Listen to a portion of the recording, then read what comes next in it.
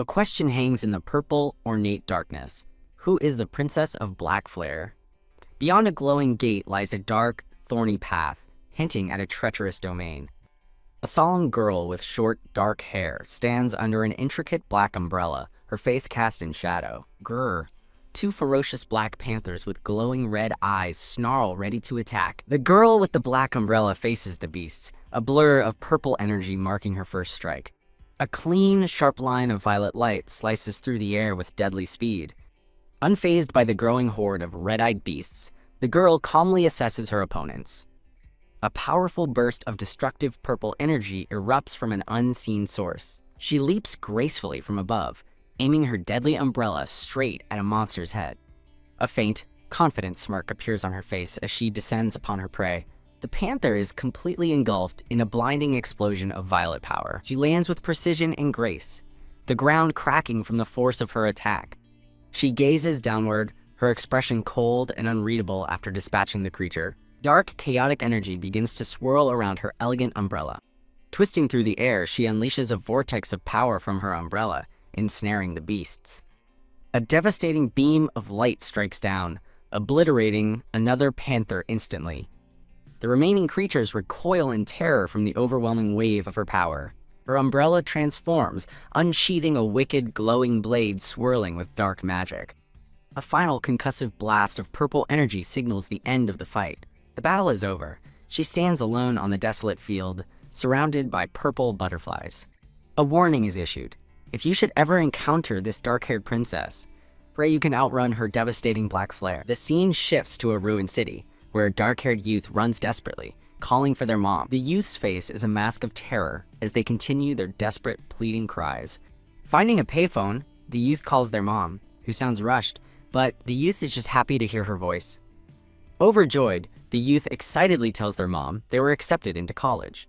The line suddenly crackles and dies, and the youth, Eunha, frantically asks what's wrong. A blood-curdling scream echoes from the receiver before it falls silent.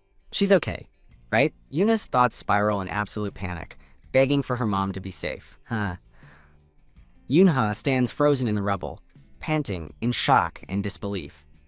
Collapsing to her knees, she discovers her mother's body crushed beneath fallen debris. Nearby, an injured man frantically tells a police officer about a monster, a cicada larger than a bus. It all began one day with a bolt of red lightning, heralding the arrival of mysterious gates across the world. From these gates, terrifying monsters poured forth, plunging the world into chaos as armies fell. At a mass funeral, Yunha's relatives argue, refusing to take her in and abandoning the orphan. The small, grieving girl huddles alone as her family's selfish arguments rage around her. Now alone, Yunha's only shelter is a small tent pitched on a desolate rooftop. She eats a meager meal from a tray, trying to convince herself that she will be fine. A treasured memory of her mother's comfort surfaces, but she dismisses it as just a dream. Her resolve breaks as tears splash onto her food, and she whispers for her mother. Overwhelmed by grief, Yunha finally breaks down, sobbing uncontrollably. Hiccuping from her sobs, she notices a glowing, ethereal blue butterfly fluttering inside her tent. She watches in fear and awe as the strange butterfly lands on her tray. Reaching out to it, a blue system window materializes, identifying her as Cha Yunha before a ding signals a surge of power. Her hand is suddenly wreathed in crackling, untamed blue energy. Yunha is engulfed in an orange blaze as a system window announces her flame ability is active, alerting a nearby soldier. The soldier radios for backup, reporting a newly awakened individual has appeared in Tent 2. The scene flashes back to a bright, clear day in the summer of 1998. A military transport truck drives down a quiet, sunlit road. A thoughtful young man with blonde hair sits quietly in the back of the truck, lost in thought. The flashback continues as the young man recalls a firm, definitive no from someone unseen. Back in the present, a solemn Yunha, now in military attire, looks off into the distance. The atmosphere between the blonde youth and Yuna is depicted as comically awkward.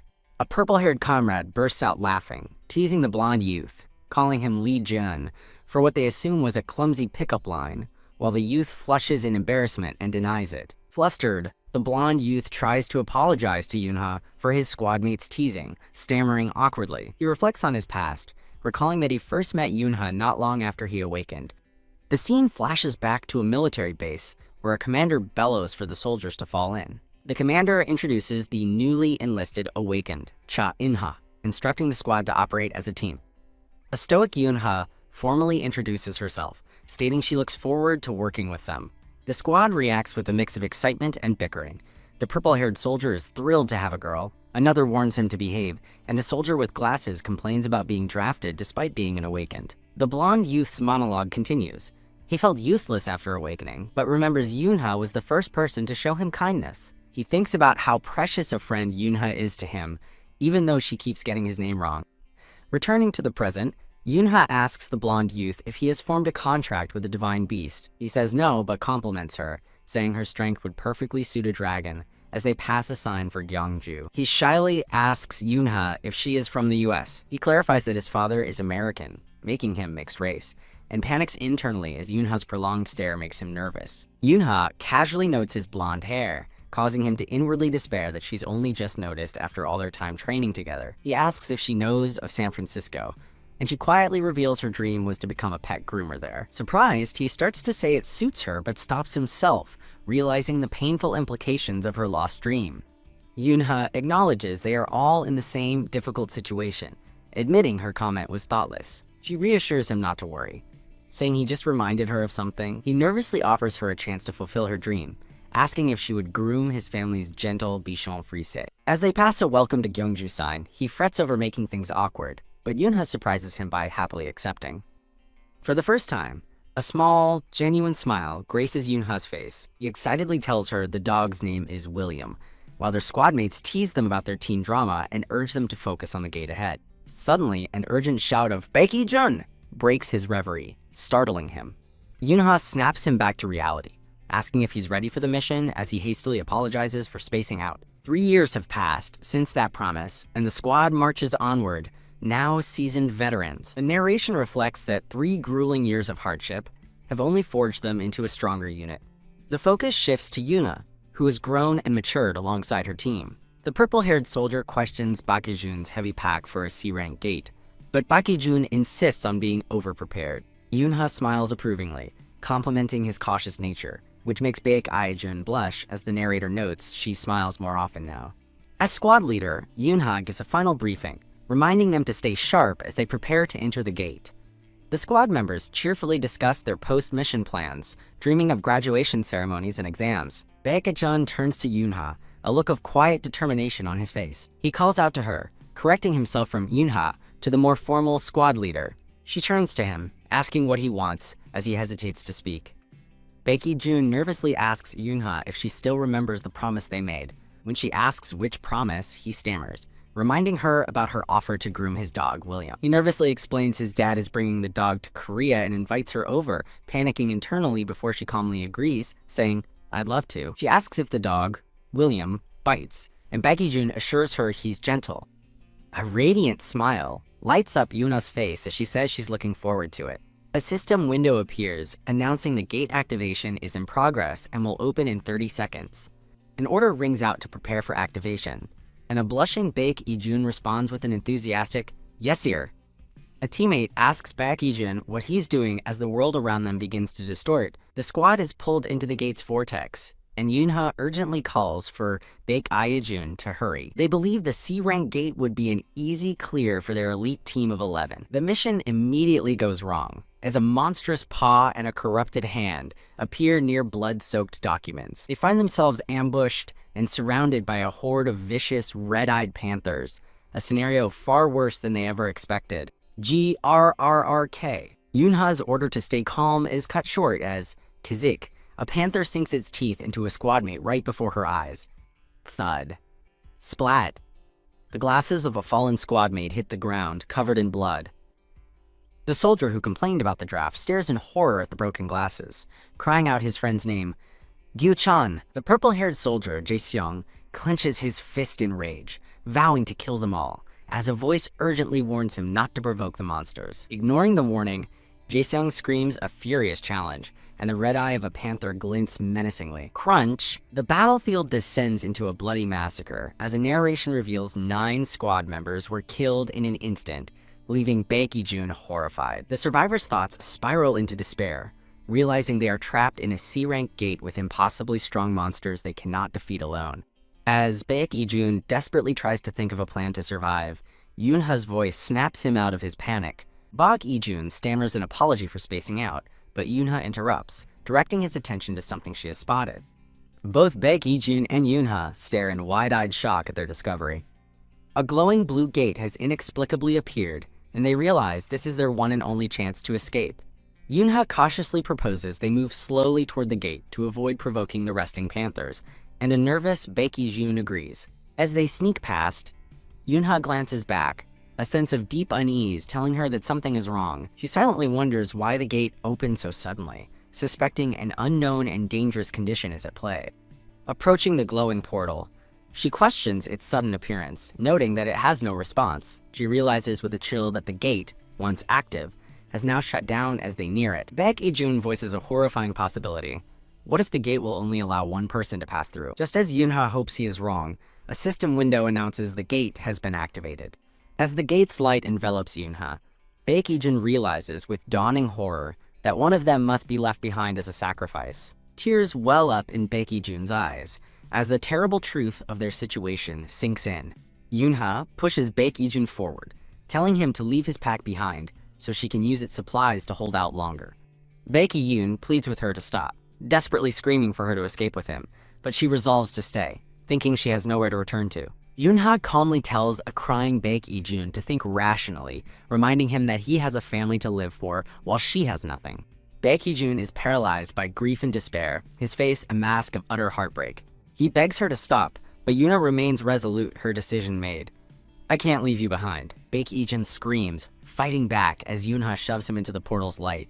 Igniting her flammability, Yoonha blasts Baek Ijun with a powerful force, pushing him out of the gate. As Baek Ijun is ejected, system windows announce the gate's activation and impending closure. Through the closing portal, Yoonha warns him it's about to get hot as he screams her name, begging her to stop while a countdown begins. Baek Ijun reaches a desperate hand toward the portal, screaming Yoonha's name one last time as she turns away with a sad, final smile. Lying broken in the pouring rain, Baek Ijun is safely outside the gate, weeping for the friend he lost. A narration explains the origin of the dungeons, an unexplained phenomenon that began unleashing monsters upon the world in 1997. The world fought back with a new kind of soldier. Awakened individuals with special powers, soon known as hunters. Governments worldwide, including South Korea's, began officially recruiting and managing these hunters to combat the unprecedented threat. The standard method for clearing a gate is explained.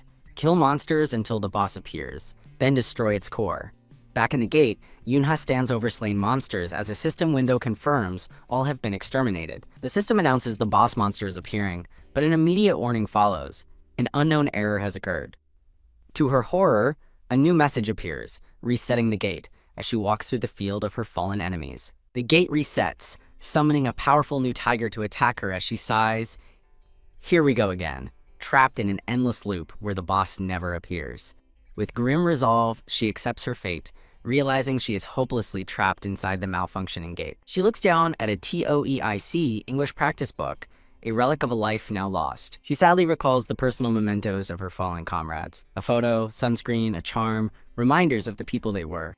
She admits she will never get used to collecting the belongings of the dead, grimly accepting how long she has been trapped.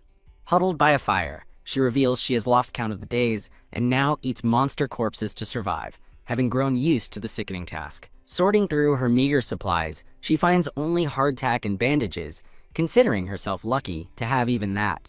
After gathering everything of value, she prepares herself for the inevitable next battle. She opens a first aid kit she salvaged from Baek Ijun's pack and stares at it, lost in a moment of reflection. Her moment is cut short as the system announces the gate has reset and a red-eyed tiger is tracking her, making her sigh in annoyance. As the newly summoned tiger finds her among the bones of its predecessors, she stands to face it, simply saying, "Hey." A powerful, fiery aura explodes around her as she challenges the beasts, telling them to come at her all at once. The tiger lunges forward, and Yoonha prepares to meet its attack, ready for yet another cycle of the endless battle. Roar! With a burst of fiery power, Yoonha incinerates the attacking tigers. She stands over the smoldering corpses of 2 panthers, calmly counting her kills. 1, 2. Realizing one of the 3 panthers escaped, She scans the desolate landscape and finally spots it in the distance, thinking, "Found you." Later, while butchering the corpses, she muses that monsters are becoming easier to handle, and her level must have increased, deciding to hunt the last one later. The narration states that harvesting monster meat for survival had become just another typical day for her. Her face smeared with blood, Yunha stares blankly, caught in the endless, grim cycle of reset, battle, and gathering. Suddenly, her routine is shattered by a series of urgent system warnings, announcing a massive disturbance. A level 68 mutated red-eyed black tiger has appeared. The system confirms the powerful new tiger has found her, and Yunha realizes with dread that today is different. She reels in shock, realizing a level 68 mutation means this is no ordinary monster. A terrifying, multi-eyed tiger with crystalline spikes glares down at her, radiating immense power. Her hand clenches as she understands she's facing an elite, sub-boss class monster. A spark of hope ignites within her. This new powerful monster might be her one and only chance to finally escape the gate. Doubt creeps in as she worries about her depleted mana and questions if she can truly defeat a level 68 beast. With grim determination, she decides she has no choice but to face it head-on. Roar! The monster lunges with blinding speed, sending a shockwave that throws Yunha back as she screams in pain. The ground shatters from the sheer force of the monster's devastating impact. Blown away by a casual swing, she realizes a direct hit would be fatal and knows she must end this fight quickly before her mana runs out. Gathering her remaining power, she resolves to end this now and prepares for a final decisive clash. Yunha unleashes a massive orb of concentrated fire, pouring all her remaining energy into one desperate attack. The fiery blast surges forward, aimed directly at the monstrous tiger. Her ultimate attack engulfs the beast in a blinding explosion of pure energy.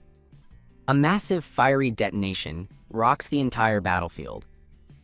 Her mana depleted, Yunha watches in horror as the monster emerges from her most powerful attack, completely unscathed. The immense power of her attack explodes across the landscape. Coughing up blood, Yunha collapses to the ground, grievously wounded from the recoil and exhaustion. She stares in utter disbelief, realizing her all-out effort was completely wasted against the seemingly invincible creature. Bloodied and broken, she looks on with empty eyes, despair etched across her face. As the tiger roars, she spots a flicker of hope, a wound inside its massive, open mouth. The monster lunges forward to deliver the final blow. She is caught and lifted into the air, held tightly in the creature's powerful jaws. With a smirk, she taunts the beast, asking if she tastes good while secretly channeling fire into her hand. "Eat as much as you can," she warns, "because you won't be eating for a while," as she begins a countdown. 1. Her countdown continues. 2, 3, as the light in her hand intensifies, ready to detonate. She unleashes a final, desperate explosion from inside the monster's mouth. With a final command of fire, she detonates her power in a cataclysmic blast. The monster's head is completely obliterated in a gory explosion. Having sacrificed her arm to win, Yunha falls from the sky amidst the flames of her victory. Lying broken on the ground, she struggles to speak, her body battered and bleeding. As she lies on the verge of death, system windows announce an update is in progress, loading a new reality. The focus shifts to the simple, woven bracelet on her wrist, a fragile memento from another life. Yunha lies motionless in a pool of her own blood, her battle finally over. In her fading consciousness, a vision of her mother appears, surrounded by a soft, warm light. Mom Yunha's eyes snap open as the vision floods her mind, even as she lies dying on the cold ground. A memory surfaces of her younger self, proudly presenting a handmade bracelet to her mother. In the flashback, a young, cheerful Yunha shows off her creation, and her mother looks down with loving surprise. Young Yunha explains the bracelet grants wishes and asks to tie it on her mother, who happily asks what she should wish for. The memory brings a fresh wave of pain as she clenches her jaw, reality crashing back in. She remembers Bae Ki-jun's wish to sacrifice himself for her, his gentle face appearing in her thoughts. Jolted back to the present, Yunha struggles to her knees, clutching her bleeding arm in agony. A new fire ignites within her as she realizes she still has something to live for, refusing to let her years of endurance be for nothing. "I absolutely won't die like this," she roars, erupting with a final desperate surge of power.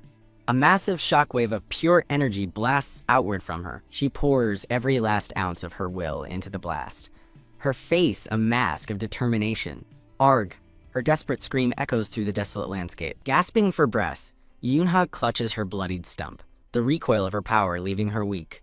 As she collapses, system windows announce her reward, the elegant parasol of the Dark Flare Princess. What does she think, utterly bewildered by the strange reward? Lying wounded on the ground, she questions what this bizarre item could possibly be. Suddenly, the parasol materializes, attached to her arm and glowing with an ominous purple energy. Elsewhere, a young man with light brown hair sits in stunned silence. A slow, pained realization dawns on him. A woman's voice calls out, "Li Jun! Li Jun!" pulling the dazed young man back to reality. "It's almost time to board," the woman urges. But Li Jun's mind is elsewhere, echoing an airport announcement. An announcement for a flight to San Francisco echoes through the terminal, instructing passengers to board. The destination sparks a painful memory of Yunha's university plans, and he grimaces in self-reproach. The simple question of which airport gate to go to sends a jolt of trauma through him.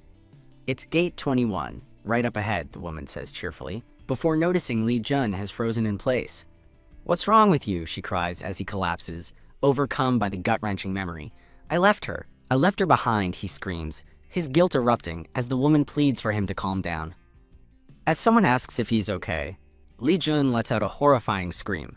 A soldier approaches, and the woman quickly lies, claiming her child is just afraid of soldiers. In a memory, his mother begs him to pause his hunter career, promising safety in America where his father, a soon-to-be colonel, awaits. The plane takes off, carrying a broken Li Jun away from his home and his grief. Meanwhile, back in the desolate gate, Yunha lies unmoving in a pool of her own blood. Suddenly, a pair of glowing, feline eyes peers out from the darkness, radiating a mystical purple energy. A system window identifies the observer, sacred beast cat wandering in darkness. A spark of golden light touches Yuna, and she stirs faintly. A warm, golden light envelops her as the system announces the sacred beast is healing her wounds. Her eyes flutter open in confusion, a flicker of awareness returning. Realizing she's still in the cold gate, her ingrained survival instinct kicks in. She must prepare for the next reset.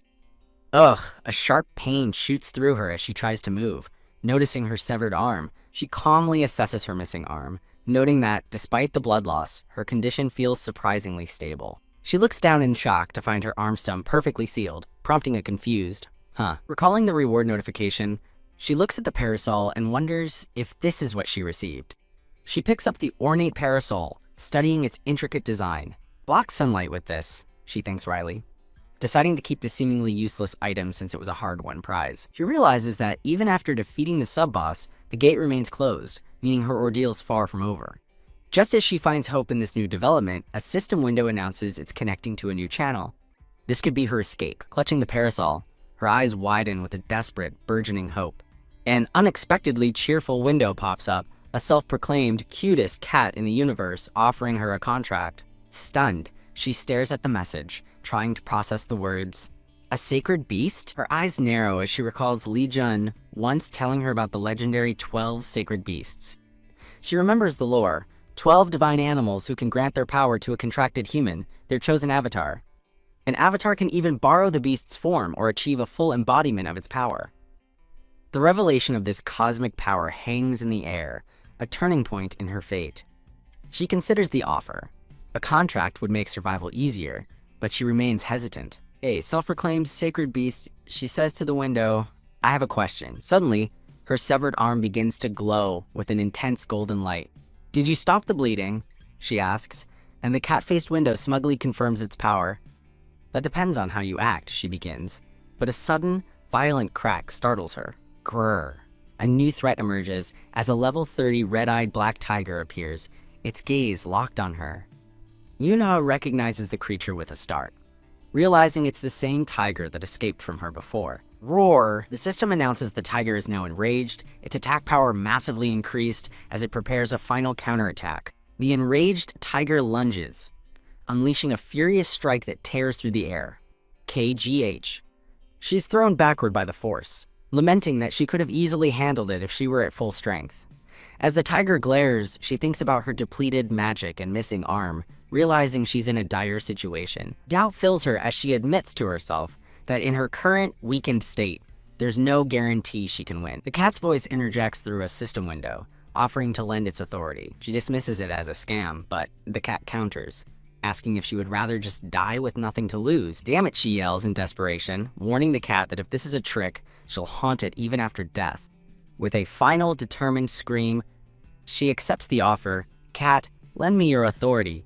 As the system identifies her as Cha Yunha, the fearsome tiger closes in for the kill. A system window suddenly announces that part of her damaged body is being restored. A close-up reveals a powerful, glowing feline eye filled with fiery energy. A flash of golden light radiates outward, signaling a surge of new power. System notifications confirm her body's restoration is complete, her abilities are greatly increased, and the cat's authority has been bestowed upon her. Enveloped in a brilliant golden aura, Yuna stands reborn and ready. She looks down at her glowing hand, realizing with shock that her severed right arm has been restored. "It's back," she thinks, staring at her newly regenerated hand in utter disbelief. She gratefully acknowledges the cat wasn't a scammer and thanks it for saving her life. The cat's voice explains this is just the beginning.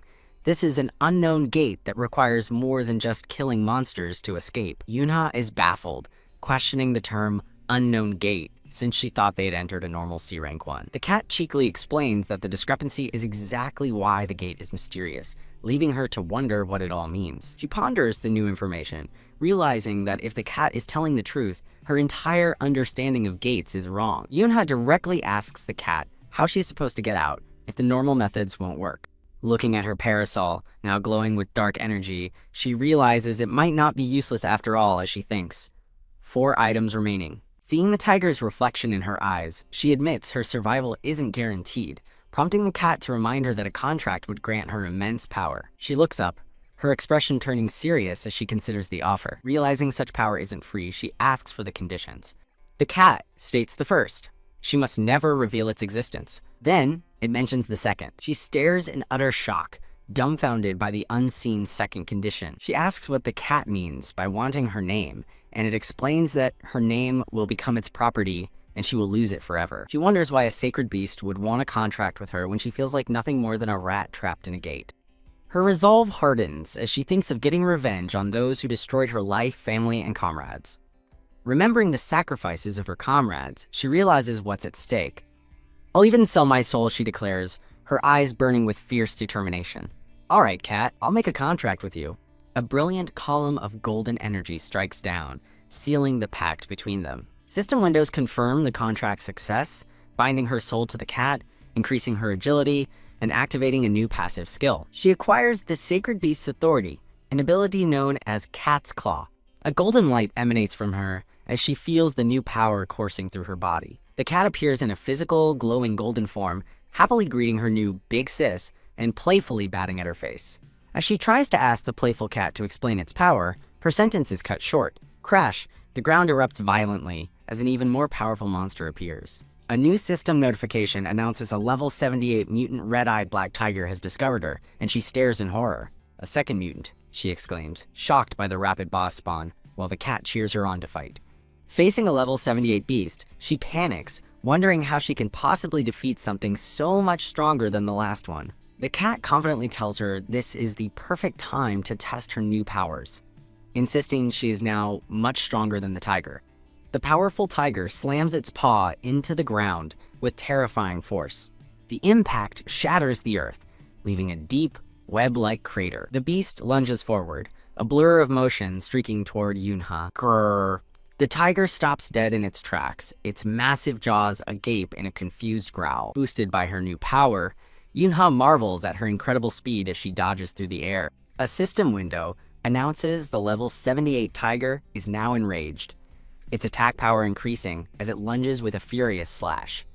Caught mid-air with nowhere to dodge, she decides to risk everything on her mysterious parasol. The tip of her parasol erupts in a massive burst of fiery energy. She unleashes a powerful blast of fire from the parasol, directly hitting the tiger's face. Thwack! Landing on her feet, she stares in disbelief, wondering about the power of the attack she just used. A purple aura now envelops the parasol, and she realizes with shock that it's no ordinary item. The cat praises her for figuring out how to use the parasol, but she admits it felt like the weapon moved on its own. The wounded tiger stands its ground, and Yunha grimly notes that one attack wasn't enough to finish it. The cat asks why she isn't using other skills, and she explains that her fire was ineffective against the monster's fur.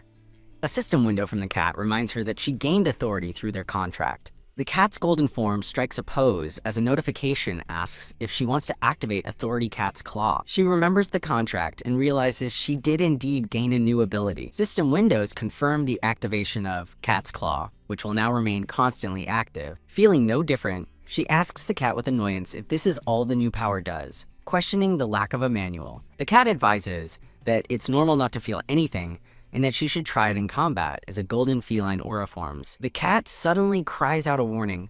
"Big sis, look out." KGH. The tiger's massive form slams into her, throwing her back. Realizing she's defenseless, she knows she has to create a diversion immediately. A fiery energy gathers in her hand, ready to be unleashed. The burst of fire swirls intensely, taking on a new form. She stares in shock as the flames transform into small, rat-like clones. The fiery rats swarm around her, and she notes their peculiar scurrying movements. As she clenches her fist, the flame rats dash forward to engage the enemy. She finally understands. Cat's Claw is a passive skill that creates afterimages of her attacks, confusing the tiger. The tiger swats at the fiery decoys, and she realizes it's falling for the trick. Good, she thinks, her hand alight with fire. It's playtime for the cat. Using the distraction, she leaps over the massive tiger, her parasol held ready. With fierce determination, she closes in for a decisive strike. The surprised tiger is swarmed by the flaming rats as Yuna prepares her attack from above. She recognizes the high-level threat before her and knows she has to make this count. Thinking she only has one chance, she launches herself off a platform of fire, aiming for the beast's head. Her focus narrows to a single thought. Right now, with a resolute expression, she brings the glowing parasol down for a finishing blow. "I'll finish it in one hit," she screams as the tiger roars in defiance. The parasol strikes the tiger's head with a blinding flash of golden and purple energy. KGH. She grunts with effort, driving the weapon deeper into the beast's skull. The attack's energy intensifies in a brilliant final burst. The powerful strike tears through the tiger's head, causing a devastating explosion. The beast's head is obliterated, and a system window confirms the second monster has been defeated. Kneeling in exhaustion, she gasps out, "I did it." She glances at the cat, who is busy preening, and dryly thinks, "Right, you were a cat too, weren't you?" Surveying the remains of the monster she once struggled with, she marvels at the incredible power of the sacred beast's authority. Her moment of triumph shatters as her eyes widen in horror at the sight of her broken parasol on the ground. She gasps, wondering how the parasol broke and what she will do now, as the cat asks what's wrong. Her gaze falls upon her wrist, where her mother's bracelet, her only memento, now lies shattered. The golden cat watches her distress, calling out a curious "Yongyi?" The sacred beast nuzzles against her cheek, offering comfort as she mourns her broken keepsake. She stares in disbelief as a golden light envelops her wrist, repairing the broken memento before her eyes. The cat proudly explains that fixing a simple trinket is nothing for a being of its power. Yuna stares silently at her restored memento, still processing the impossible. The cat explains it doesn't normally provide such services, but it couldn't resist helping after seeing her so sad. Wah! The cat tells her to take good care of the precious item, and she smiles, agreeing that she will. Her moment of relief is cut short, as she remembers she still needs to check the reward for defeating the second mutant. The system window reveals she has obtained the quote pitch-black silk dress of the Princess of Black Flames, leaving her utterly flabbergasted by how pretty it is. The scene shifts to a beautiful sunset over a modern city skyline. In Seoul at 6:31 p.m., Hunter Management Association team leader Kim Gwang-hyun welcomes a hunter Shin Si-woo. The team leader explains to a hooded young man that after completing the B-Rank Gate tutorial, he will be recognized as a formal hunter. The young man, Shin Si-woo, asks if completing this one task will free him from any more bothersome obligations. The team leader confirms it, and Si-woo simply says he understands. As Si-woo turns to face a glowing green gate, the team leader tells him he'll see him in an hour. Hunter Shin Si-woo stares ahead, his expression hidden but his focus clear. A text box reveals that his stamina, mana, and combat ability are all S rank, and he is a promising hunter from the Wolf Guild. Another text box notes that he has formed a contract with a divine beast in the form of a dog. The team leader muses that Siwoo, though not yet registered, is already a heavyweight qualified for an S-rank license based on skill alone. He smirks, seeing this as an opportunity to observe Siwoo's performance and recruit him into the association. An agent nervously calls out to the distracted team leader, who snaps out of his thoughts in a comical panic. Another official in the observation room asks if the young man is really the guild leader's biological son. An icy blue aura appears as a thought bubble mentions rumors that the son is too frail to appear in public. The official dismisses the rumors, stating that the truth will be revealed after the test. A hand reaches into a frosty, crystalline environment. Inside the gate, the tutorial begins as Siwoo faces swarms of insect-like monsters. He calmly prepares to dispatch an approaching bug-like creature. Whack! With a simple gesture, he effortlessly crushes the monster with a blast of bright blue energy. Splattered with the monster's remains, he dryly notes that it smells funky. A system window announces he has acquired the gate, and that the exit is now active as he holds a glowing purple gate core. Standing over the massive defeated bug boss, he confirms the gate core is his proof of completion. He checks his phone, noting it's 7 p.m., and he's eager to leave the smelly place after only 30 minutes. He pauses, a hint of concern crossing his face as he realizes something is wrong. Looking toward the sealed exit, he wonders why the gate isn't opening, recalling no warnings from Kim Gwang-hyun. He sighs in annoyance, wondering if it's a special dungeon with 2 bosses and if he should wait for an attack. Clenching his scarred fist, a painful memory surfaces as he yells, "I don't want to, father!" In a flashback, a younger, terrified Siwoo begs to stop the training and refuses to join the Wolf Guild, as a shadowy figure calls him a weakling. The menacing figure of his father asks if he can bear the responsibility of the wolf with such a weak attitude. A close-up shows the utter terror on the young boy's face. Back in the present, Siwoo's expression is grim, shadowed by the traumatic memory. Deciding against waiting, he resolves to find the boss quickly so he can finish the job and go home. He observes that his first real dungeon feels no different from his usual practice sessions. He recalls a training session where his instructor asked if he knew about unknown gates. A memory of his instructor's lesson explains that unknown gates are unpredictable and have caused major tragedies. Remembering the warning to be extremely cautious, Siwoo wonders if he has stumbled into an unknown gate. He dismisses the thought, certain it was a B-rank gate because he saw a green rift upon entering. He stands before a blue energy pillar emanating from the ground, holding the purple core.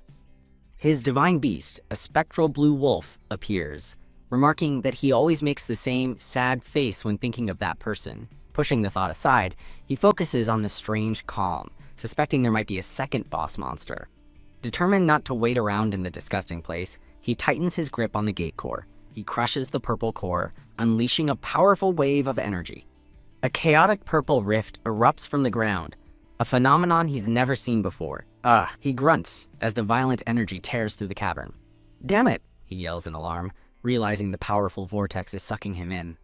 The chaotic energy subsides, revealing a tranquil, rocky canyon under a bright blue sky. An enormous fiery blast erupts, shattering the quiet landscape with explosive force. A new, ferocious tiger with dark fur and glowing red eyes charges through the fiery terrain, growling. A close-up shows Yunha's new shoes near her broken parasol, a stark reminder of her last battle. Confronting the new beast, Yunha demands to know where it thinks it's going, as the tiger roars back fiercely. Another powerful explosion engulfs the area in a blinding flash of fire and debris. The tiger lies wounded and bloodied on the ground, struggling to move amidst the lingering flames. As Yunha walks forward, she thinks to herself, as expected. Standing amid the embers, she wonders aloud if this is just another wild goose chase for the next clue. The golden cat gushes with excitement, calling Yunha's new look truly wonderful as she stands silently. The cat, acting like a photographer, vows to archive pictures of her amazing outfit in a photo album. Flustered, Yunha laments being reminded of her embarrassment while the cat declares its dream has come true. She bashfully asks if the dress suits her, acknowledging its impressive defense despite looking cumbersome. She realizes the dress and umbrella were key to obtaining the set's shoes and brooch, completing the ensemble. With 4 items gathered, Yunha considers her next move, noting that only one named monster remains and that lesser beasts now flee on sight. The cat cheekily suggests the monsters learn their lesson, but Yunha scoffs, thinking they're not that bright. Seeing no other monsters, she decides it's time to return to her hideout for the day. The scene transitions to nighttime as logs crackle in a warm, inviting campfire. A system notification appears, congratulating her on obtaining finely ground Himalayan salt. She receives more surprising rewards, fragrant black pepper, flavorful mustard, and tomato ketchup sauce. The cat, wearing a tiny chef's hat, offers her the condiments as she marvels at its unexpected usefulness and requests some peppers. While the cat proudly acts as her chef, she somberly reflects on getting used to eating monster meat to survive. Staring into the flames, she quietly wonders if she will ever be able to escape this place. The cat asks if she wants to leave, and she retorts, asking if it forgot the entire reason she's fighting. The cat reminds her that staying here was her choice, and she reluctantly agrees, but trails off. Changing the subject, the cat cheerfully nuzzles her, announcing that today marks their 1-year anniversary. As the cat happily dances, Yunha's thoughts darken as she repeats, 1 year. With a grim expression, she realizes this means it has been 2 years since she was trapped. Her thoughts drift to the grieving families of her fallen comrades, reminding herself she must return their dog tags. She remembers her mother, Lee Hee-suk, wondering if her grave is being tended to, and then her thoughts turn to Lee. A memory of a smiling, white-haired young man named Ijun flashes through her mind. She worries if he is okay, her mind filled with conflicting images of him smiling and crying in terror. Her expression hardens with renewed, fierce determination. She clenches her fist with a sharp crack, startling the cat as a notification confirms its alarm. The concerned cat asks what's wrong, wondering if the sauce was bad and offering to find something else. Yuna reassures her companion that it's not about the food, which she enjoyed. Her resolve solidifies as she states that her only thought is about getting out of here. Her determination intensifies, and she vows that if she cannot find the final black flame item, she will risk her own life to force the gate's exit open, no matter the cost. The cat's form shifts, its golden aura glowing with a new, serious intensity. Panicked, the cat urges Yunha to rest after so many battles, but she brushes off the concern, saying she isn't tired. The cat blocks her path, desperately warning her that it's too dangerous to go out now. It insists she'd be happier staying with it, prompting her to grimly question what dangerous really means. Suddenly, the very fabric of the dimension seems to crack, revealing a glitching, purple digital void. A red system warning flashes about detected damage, and Yunha stares in shock at the destabilizing world. More alerts appear, citing external interference and a forced gate reset, as Yunha is caught in a violent purple vortex. As system errors flood the screen with corrupted text, she realizes the gate's inner wall is collapsing. The cat's form transforms into a ferocious, glowing beast, its eyes narrowed as it lets out a menacing growl. Confused and alarmed, Yunha demands to know why her companion is suddenly acting so hostile. Her eyes widen as she wonders if the final monster is appearing, spotting a solitary human figure in the fractured distance. With a determined gaze, Siwoo looks at the figure before him, declaring that she is the real boss. His blue eye widens in a silent moment of stunned realization. As a torrent of brilliant blue energy surrounds her, Yunha stands shocked by the sudden, powerful attack. Thrown back by the force, Siwoo questions the unexpected ice-based attack. Watching the girl and her golden companion, he realizes with a start that this supposed monster just spoke. Striding forward through the icy cavern, he concludes that if it can talk, it can't be a monster. His expression is serious as he comes to the stunning realization that he's facing a person. Sapphi's shock intensifies as he confirms his opponent is a woman, just as she addresses him. Through her flowing dark hair, Yunha confronts the newcomer, asking if he is human. A close-up shows Yunha's wary expression, which is met by Siwoo's utter bewilderment. After Yunha confirms he is human, Siwoo tries to de-escalate, but she scoffs, refusing to talk with a monster. Unwilling to listen, Siwoo unleashes another ferocious blast of bright blue energy. A pool of blood forms near Yunha's heeled shoes, as narration suggests her human appearance is deceiving. With a menacing glare, Yunha's inner thoughts reveal her belief that this place is no longer survivable for humans.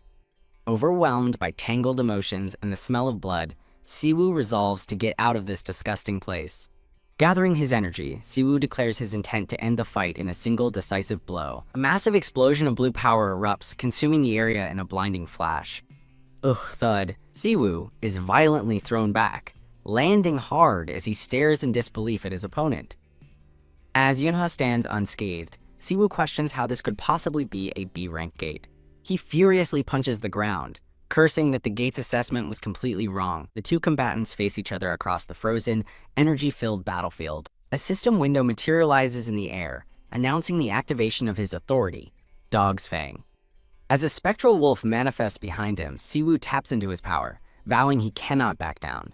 Yunha realizes he is serious about killing her, and, seeing no other option, prepares to fight back in earnest. A powerful force smashes into the ground, signaling a sudden counterattack. Siwoo looks up in shock as he sees Yunha's silhouette leap into the air. Now glowing with fiery energy, Yunha notes that he is also awakened and decides not to kill him. She unleashes a massive, roaring torrent of fire from her weapon. Yunha lands gracefully as Siwoo's inner thoughts acknowledge he cannot easily block such overwhelming firepower. Hiding behind a massive ice shield, Siwoo grimly considers his next move. Click! Siwoo's hair turns white as his aura intensifies. Recognizing he cannot take his opponent lightly, Yunha charges forward, taunting that he won't be able to defeat her by simply hiding behind a shield. Siwoo stands calmly behind his newly formed ice barrier, waiting for her approach. Click. With a snap of his fingers, he unleashes a new attack, catching Yunha by surprise. She feels the immense power of the attack, realizing it's completely different from before as the spectral wolf returns. Yunha unleashes a powerful blast of fire from her weapon. Stunned, Siwoo watches as a wave of water emerges to counter the flames. Caught completely off guard, Siwoo is trapped and submerged in a swirling vortex of water. Yunha realizes her opponent can also control water, a possibility she hadn't considered after only fighting beasts. Trapped underwater, Siwoo laments that he could have won if he hadn't let his guard down. As his consciousness fades, Siwoo desperately calls out for his mother. A distant memory surfaces of a voice calling for Yunha to wake up for school. The memory darkens, shifting to a funeral portrait with burning incense. Startled back to the present, Yunha sees the golden cat's glowing form and wonders what it is. As she struggles to breathe, the cat's voice urges her not to die. The golden cat waves encouragingly from a distance, surrounded by a radiant aura. The cat desperately yells for its sis not to die as a brilliant golden light engulfs Yunha. Yunha floats peacefully within the golden radiance, her life being restored. Waking up, Yunha asks the nuzzling cat if it saved her and what happened to her opponent. The cat directs her attention upwards as system windows appear, announcing she has acquired the Tiara of Black Flame, the fifth and final item. Looking at a system screen showing the cat, Yunha asks with an annoyed expression if it had the tiara all along. The system window grants her the title Princess of Black Flame, and given the option to use it now, she eagerly accepts, determined to use any advantage she can get. Declaring that she doesn't want to die, she activates the title, unleashing a brilliant explosion of golden light. System notifications confirm the title is now active and that her innate flame ability has evolved. The scene cuts back to a shocked Siwoo, who stands amidst a torrent of blue energy. With a stunned expression, Siwoo realizes his opponent seemed to vanish for a moment. Surrounded by swirling purple energy, Yunha reappears with a triumphant smile as a system window congratulates her. Ding! A notification confirms that the title, Princess of Black Flame, has been successfully activated. Huh? Siwoo says aloud, completely bewildered, as he watches her materialize below him in a storm of purple power. A close-up reveals the purple rose on her dress is now glowing with a powerful, dark energy. Amidst the swirling purple flames, Yunha comes to a profound realization about her newly evolved power. She now understands that if she simply wills it, the flames will become a direct extension of her will. A massive, crackling blade of pure purple fire materializes and hurtles down toward the white-haired boy. Staring up in disbelief, Siwoo silently questions what this terrifying new attack is. Siwoo cries out, desperately trying to block the descending purple fire with his ice-shielded hands.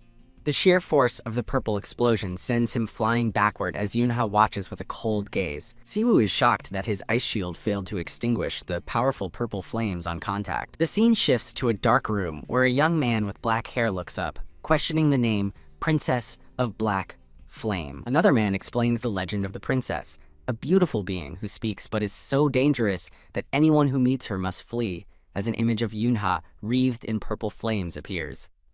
The black-haired man scoffs, dismissing the story as something that wouldn't even scare modern kids.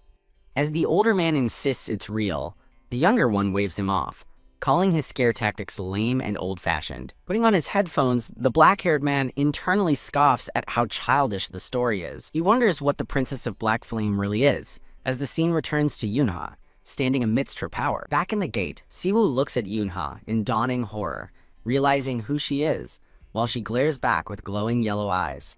He sweats nervously, admitting to himself that he's completely unable to read her movements. Overwhelmed by her power and the sickening smell of blood, he feels an urge to throw up. But he thinks, gathering his blue energy, That doesn't mean I can stop here. He resolves to push through the fight, while Yunha watches him with an unwavering, cold expression. A violent clash of purple and blue energy erupts between the two combatants. The raw power of their attacks collides in a massive blinding explosion. Siwoo's spectral wolf suddenly warns him to be careful as it smells cats, leaving Siwoo utterly confused. The wolf clarifies that a strong cat smell is coming from the woman he's fighting. Siwoo wonders if she's a humanoid monster, though he notes she doesn't look like a beast type. Ugh. A blast of purple energy hits him as the wolf chides him for getting distracted at a critical moment. He decides he has to take her down first and figure out the details later. Kneeling by the water, Siwoo gathers his energy for a powerful counterattack. Unleashing a massive wave, he vows to show her the taste of the very water she melted. Yunha is caught and completely submerged in the violent, swirling vortex of water. Siwoo watches intently, believing she has been swallowed by his attack. No, he realizes. With sudden shock, she let herself get swallowed by it on purpose. Ugh. A powerful explosion from within the water sends a shockwave through the cavern. Siwoo is thrown back by the force of the blast. He looks on with a grimace, concerned by the unexpected turn of events. He watches in stunned silence as Yunha emerges from the mist, carrying him over her shoulder. With a trembling hand to his head, he groggily wonders what's happening. From behind him, Yunha speaks, admitting with a strange look that she supposes she missed being around humans. Siwoo realizes he's dying and laments his meaningless end, as Yunha looks down on him. In disbelief that this is how it ends, he's startled when Yunha suddenly grabs him, pulling him toward her. As she pulls him into an embrace, he panics, wondering what is happening. Siwoo's eyes widen in terror as Yunha slumps against him, making him wonder if she has finally fallen. Flung back by the force of her collapse, Siwoo asks what's going on, then realizes with relief that he survived and she's still breathing. With his hair now a light blue, he reflects that if the monster hadn't fallen, he would surely be dead. Still holding Yunha, Siwoo hears a noise and wonders if the exit is opening, but realizes the boss monster isn't dead yet. As Yunha lies unconscious in his arms, Siwoo looks down and notices a faint golden glow emanating from her chest. A close-up reveals a shining golden dog tag hanging from a chain around her neck. The scene shifts to an office where a man with glasses stares intently, wondering why there has been no news. Growing agitated, the man checks the time, complaining that he would have left already if not for the association president. Leaning back, he muses that with S-rank ice and water abilities, the president's interest is understandable, though he doubts the offer will be accepted. He jumps to his feet with a broad, welcoming smile, happily greeting the returning Hunter Shin. Kia! He screams in shock as his greeting is cut short by the sight of a battered and bruised young man with black hair. The terrified man asks what happened as the disheveled hunter, Siwoo, simply holds out a large, glowing purple gate core. The man recognizes the gate core, relieved it's been cleared, but questions Siwoo's terrible condition from a mere B-rank gate, to which Siwoo asks for first aid. Grabbing Siwoo, the man scoffs at the need for first aid in a B-rank gate, but Siwoo calmly states, "Not me." Siwoo calmly gestures with his thumb over his shoulder, clarifying that the injured one is that person. This scene reveals the unconscious Yunha, resting peacefully beside her ornate black parasol. The scene transitions to a bright sunny day, showing a modern glass skyscraper in the city. Flustered, the man in glasses ends a phone call, promising to contact Hunter Shin again. Collapsing in his chair, he complains that Hunter Shin Siwoo is a headache, as the scene cuts to an examination of the unconscious Yunha, who has no major injuries. The man asks if she was seriously hurt, and Siwoo explains she has a slight fever from exhaustion, and that it happened during association training. With a slight, grateful smile, Siwoo looks down and says, "Thank you." The associate studies the unconscious girl, asking who she is, and noting her simple, jet black hair is a rare sight among a sea of flashy, powered individuals. He internally questions her dress and parasol, wondering about a costume event, just as he notices bloodstains on her sleeve. Leaning in, the man spots the blood and thinks a warning to be careful, just as Yunha's fingers twitch. Siwoo urgently grabs the man's arm, warning him that if she wakes up, even he won't be able to stop her. The man is stunned, questioning how an S-rank hunter couldn't handle her as Siwoo lifts Yunha into his arms. As Siwoo announces his departure, the stunned associate protests that he still has more to say. Siwoo walks away, declining to join the association as he's already in a guild, while the man points out he's with the Wolf Guild. Looking back coldly, Siwoo firmly repeats his decline, reminding the man that his future is his own to decide. Desperate, the man yells after the departing Siwoo, insisting he will call him later and that he'd better answer. The associate slumps in his chair, lamenting his corporate life and wondering what truly happened in the gate to leave a hunter like Shin in such a state. A sudden thought strikes him as he reconsiders the events. He flashes back to the girl's appearance, her long black hair, black dress, and parasol.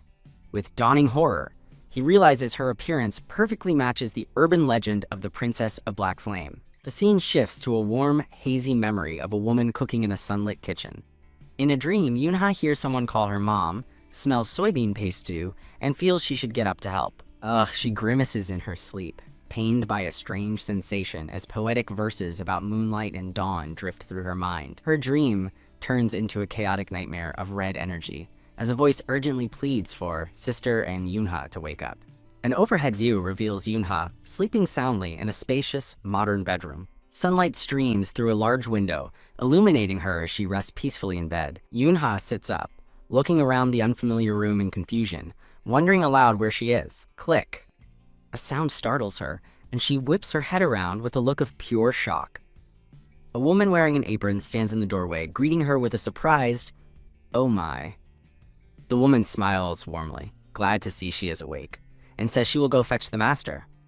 As the woman turns, Yunha scrambles cautiously off the bed, her expression wary. The woman turns back with concern, asking if Yunha is okay, but is met with a fiercely defensive posture. Yunha suddenly lunges, causing the woman to cry out in alarm. Stumbling, Yunha collapses to the floor, reaching a hand out weakly. The woman rushes to her side, leaning down to ask with genuine concern if she is really okay. Looking up with a guarded and confused expression, Yunha asks, "Excuse me?" As the woman continues to ask if she's all right, a flash of energy erupts as Yunha wonders how this is happening. In a richly furnished room, a woman with long dark hair in a black dress has woken up, and a brown-haired attendant nervously addresses her as master. A black-haired man with blue eyes, dressed in casual clothes, appears in the doorway. The woman in the black dress dismisses her attendant for the day. The black-haired man approaches, asking the woman how her body is feeling. A flash of memory reveals his intent. He was the one who lunged to kill her.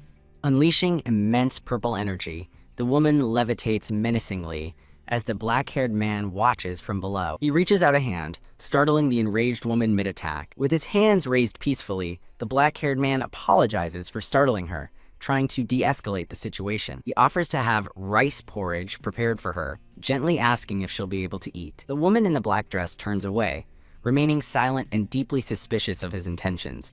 The black-haired man tries to reassure her, telling her she doesn't need to be so cautious. He explains that if he wanted to harm her, he would have done it already, a point she begrudgingly concedes is true. She notes that, aside from her usual headaches, she feels no pain. The woman confronts him directly, demanding to know why he's acting kindly now after trying to kill her. He explains his initial attack was a misunderstanding, as the strong scent of blood isn't normal for humans, and he mistook her for a rare humanoid monster. Scoffing, she asks if he's actually calling her a monster. He reiterates that if he still thought she was a threat, he would have killed her while she was unconscious. Holding up 2 fingers, he reveals it's already been 2 days since she emerged, leaving her in shock. She panics internally, wondering how this man could have possibly rescued her from that place. As she questions why he'd enter such a dangerous place and why she was called the Princess of Black Flame, he offers her a look at the nearby box. She turns her gaze to a small white box sitting on the floor beside her. Reaching for the box with a look of suspicion, she wonders what could be inside. Opening it, she finds her old uniform and questions what it means. The black-haired man begins explaining why he's sure she's human, his first reason being that the gate's exit opened without her dying. His second reason, he found a human-made shelter inside the gate containing her uniform, and curiously, a TOEIC workbook. For his third reason, he states that, unlike monsters, she didn't attack him immediately upon waking up. He takes a step forward, preparing to reveal his final, definitive piece of evidence. A pair of glowing, golden military-style dog tags swing before her eyes. Holding the tags, he gravely welcomes her to the world 30 years in the future. She sits frozen in shock, the open box of her past before her. Looking up with wide, disbelieving eyes, she mouths the words, 30 years, ? Zero-sum games occur in game theory when the total of all outcomes for all players is 0. This happens because one player's gain is always equal to another player's loss. Stunned, she again questions the impossible claim of 30 years as he presents the box to her. He confirms it, explaining that her golden dog tag is from an obsolete system no longer used by hunters. He admits he couldn't identify the name on the tag because the records are long gone. The devastating truth sinks in as she realizes that countless people and records from her era were lost. He adds that accessing Hunter Association data on living members is difficult, then decides to introduce himself properly. He formally introduces himself as Shin Siwoo and asks for her name. She looks down at the dog tags in her hand, contemplating his question. She declares, "I am Cha Eun-ha," and a look of profound shock washes over Shin Siwoo as he realizes the implication. Shin Siwoo panics internally, realizing he is suddenly, inexplicably unable to say his own name. Memory of a powerful voice echoes, demanding his name in exchange for hers. A vision of the glowing cat reveals the nature of their contract. Once he gives his name, it belongs to her, and he can no longer use it. Back in the present, Siwoo looks on as Yoon-ha starts to say something else. Stating that dates don't lie, Shin Siwoo pulls out his phone, displaying the current date, Monday, May 12th, 2031. Yoon-ha stares at the phone screen, her expression one of pure, unadulterated shock. Utterly bewildered, she asks what the device is, and he nervously identifies it. He awkwardly explains that it's a smartphone. Coming from a different era, Yoon-ha is baffled by the concept of a phone without number buttons, asking how it even works. Pulling up a newspaper dated May 12, 2031, Shin Siwoo thinks to himself that this situation is truly impossible. Holding a newspaper on a modern city street, a shocked Yoon-ha questions if it's really the year 2031. The date on the paper, May 12, 2031, makes her realize in horror that over 30 years have passed. She internally panics, having lost count of the days, unable to believe so much time has passed. She reasons that if 30 years have passed, she should be in her 50s, but realizes she hasn't aged at all since entering the gate. A brief flashback shows a younger-looking Yoon-ha, with her dark hair tied back. Staring at her reflection in a shop window, she confirms her youthful appearance hasn't changed. An elderly goblin-like man startles her, impatiently telling the student to move aside so he can buy a paper. As the old man argues with a vendor about a discontinued paper, Yoon-ha realizes that no one sees her as a middle-aged woman. She confirms she hasn't changed physically, but recalls that impossible things can happen inside unknown gates. Standing amid a bustling crowd, Yoon-ha is bombarded with snippets of modern-day conversations. She remains an outsider as people around her discuss trivial topics like analog cameras and popular restaurants. Overhearing chatter about gaming and content creators, the world around her feels alien and fast-paced. Nearby, the black-haired man, Siwoo, leans against a sleek, white car, watching the street. As Yoon-ha makes her way through the crowd, she resolves that there's a place she must see with her own eyes. She looks up, overwhelmed by the sight of the gleaming modern skyscrapers that now dominate the skyline. With Siwoo behind her, she looks around in shock, realizing the place she knew is completely gone and changed. She remembers this area as a former shantytown, a refuge for those displaced by the appearance of gates. In its place now stands a manicured park with a large, thriving tree and a modern gazebo. Staring at the massive tree, she softly acknowledges it as the Tree of Hope, wondering when it grew so large. A golden, hazy memory of the past begins to surface. In the memory, someone hoped that once a tiny sapling grew larger than the shacks, their nightmarish reality would end. Back in the present, Yoon-ha gently touches the bark of the large tree, her expression filled with sorrow. The scene shifts to the tree standing alone under the soft light of the evening sky. Holding his phone, Siwoo turns to Yoon-ha and asks if she is ready to head back now. As night falls, he notes how late it has gotten. Yoon-ha remains standing silently before the Tree of Hope. Watching her, Siwoo notices that the strong scent of blood still clings to her. Realizing she truly has nowhere else to go, Siwoo decides to take her to his house for the time being. Later, inside a modern home, Yoon-ha sits alone in the quiet living room. The steady, rhythmic ticking of a nearby clock echoes through the silent room. Overwhelmed by her thoughts, Yoon-ha clutches her head in distress as the ticking sound amplifies her anxiety. Poof! A glowing golden cat appears before her as she asks if it's there. The cheerful cat materializes, asking its big sis if she's feeling better now. Looking away sadly, Yoon-ha asks the cat what taking my name meant. As the cat playfully pounces, Yoon-ha confronts it, asking if it had something and kept it from her. She holds up her small, jeweled crown, demanding to know why the cat never told her it had it. The cat nervously stammers that it was going to give her the crown, but unexpected things kept happening. While the cat distracts itself by grooming, Yoon-ha presses it, asking why it didn't give her the crown when it knew how desperate she was to escape. Tightly gripping the crown, she angrily demands why it did not tell her it had the last item while she frantically searched for the fifth named monster. The cat begins to cry, reminding her of all the time they spent playing, eating, and sleeping together. It tearfully explains that they talk so much and that she is the only family it has. Yoonha grabs her hair, clearly distressed and pained by the cat's emotional confession. The cat continues its tearful plea, explaining that the outside world is scary and that it was always alone. With a sigh of resignation, Yoonha extends her hand, telling the whimpering cat it's okay and to come to her. The cat asks if she's not angry and apologizes by donating 100,000 coins, which Yoonha accepts despite not knowing their use. Lying on the floor and embracing the glowing cat, Yoonha feels a sense of peace, realizing she's no longer alone now that she's escaped. The scene shifts to an exterior view of Siwoo's modern, well-lit house at night. The next morning, Siwoo enters with a folder, offering her a copy of the first-generation hunter roster, thinking she might be curious. Yoonha sits up in bed, looking intently at the folder Siwoo has brought for her. She flips through the folder, seeing a list of names: Song Habin, Park Gu-yeol, Seongmin, all marked deceased. Whoosh! More names fly by on the list, each one bearing the same grim status: deceased. Her eyes widen as she reaches the final entry, her gaze locking onto a single name, Baek Yi-jun, marked as survivor. A brief interlude shows several unfamiliar faces, including a small dog wearing a hat.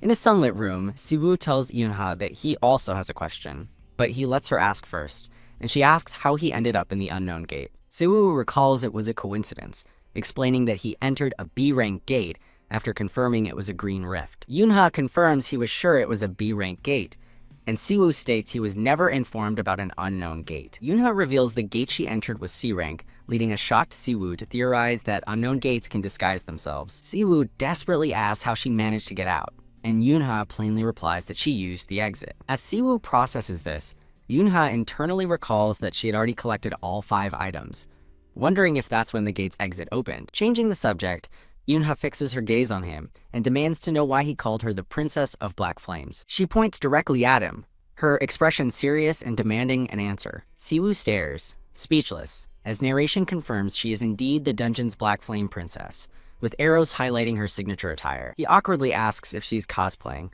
but Yoonha is completely baffled, questioning what cosplay even means. Siwoo admits that at first he thought her appearance was real, but Yoonha, still lost, asks again what cosplay is. He explains cosplay is dressing as a character, but then questions why anyone would wear such clothes into a gate and what a Princess of Black Flames is. An ethereal voice explains that she is a figure from a ghost story. The voice elaborates that she is a beautiful, human-speaking monster from a hunter's legend, one who bewitches her prey and must be fled from on sight. Siwoo finishes the story, gravely stating that her black flames are said to burn even a person's soul.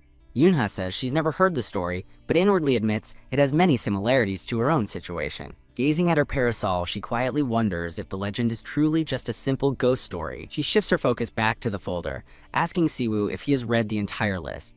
Looking uneasy, Siwoo confirms that he has, somberly stating that everyone on it is dead. Yoonha looks up with a knowing glint in her eye, correcting him that there is one exception. Siwoo immediately offers to find more information on the survivor, saying he can quickly find their contact details or address. He continues that finding the survivor will expose her existence to the world, but Yoonha firmly cuts him off with a sharp no. A faint, gentle smile graces her lips as she holds the folder. She explains that simply knowing the survivor is alive is enough for her. Internally, Yoonha reflects that meeting Baek Yi-jun would be confusing, as he must be an old man now after 30 years. Through fractured memories, she recalls a young, soft-hearted Baek Yi-jun in his 20s. She sadly concludes that the incident from the past must have left him deeply traumatized. Looking at Siwoo, she reassures him with a serene smile that's really okay. Siwoo relents, but asks if there's anything else she wants, offering to help as much as he can. She declines his offer, but he insists, pleading with her to tell him if there's anything she needs. Siwoo lists things he could help with, prompting Yoonha to finally ask why he is going to such great lengths for her. She suspects his kindness is too much for a simple apology, while he admits he believes there's no such thing as a free lunch. Looking up at him intently, Yoonha directly asks what he wants from her. Siwoo confesses he does have a favor to ask, but clarifies that he wants nothing from her. He just wants to help because she's a first-generation hunter. Yoonha is left completely bewildered by his unexpected declaration. He explains that most first-generation hunters are dead, missing, or comatose due to the terrible environments they faced. Looking at her with genuine respect, Siwoo declares that she survived that brutal era. He clenches his fist, passionately insisting that her survival alone makes her deserving of reverence. Utterly confused, Yoonha thinks to herself that all she ever wanted was revenge. Siwoo calls modern hunters pathetic, noting he couldn't beat her, but Yoonha retorts, questioning his S-rank power, prompting a flustered Siwoo to claim he'd win a rematch. Despite his fluster, Siwoo thinks about her superior skills and status as the sole survivor of an unknown gate. He continues, explaining that her existence will become a massive issue, not just locally, but globally. His expression grows serious as he emphasizes how little is known about the mysterious unknown gates. He tells her that as a survivor of 30 years, she's a breakthrough who can do anything she wants. With his hands held out, Siwoo proclaims that the entire world will soon be reaching out to her.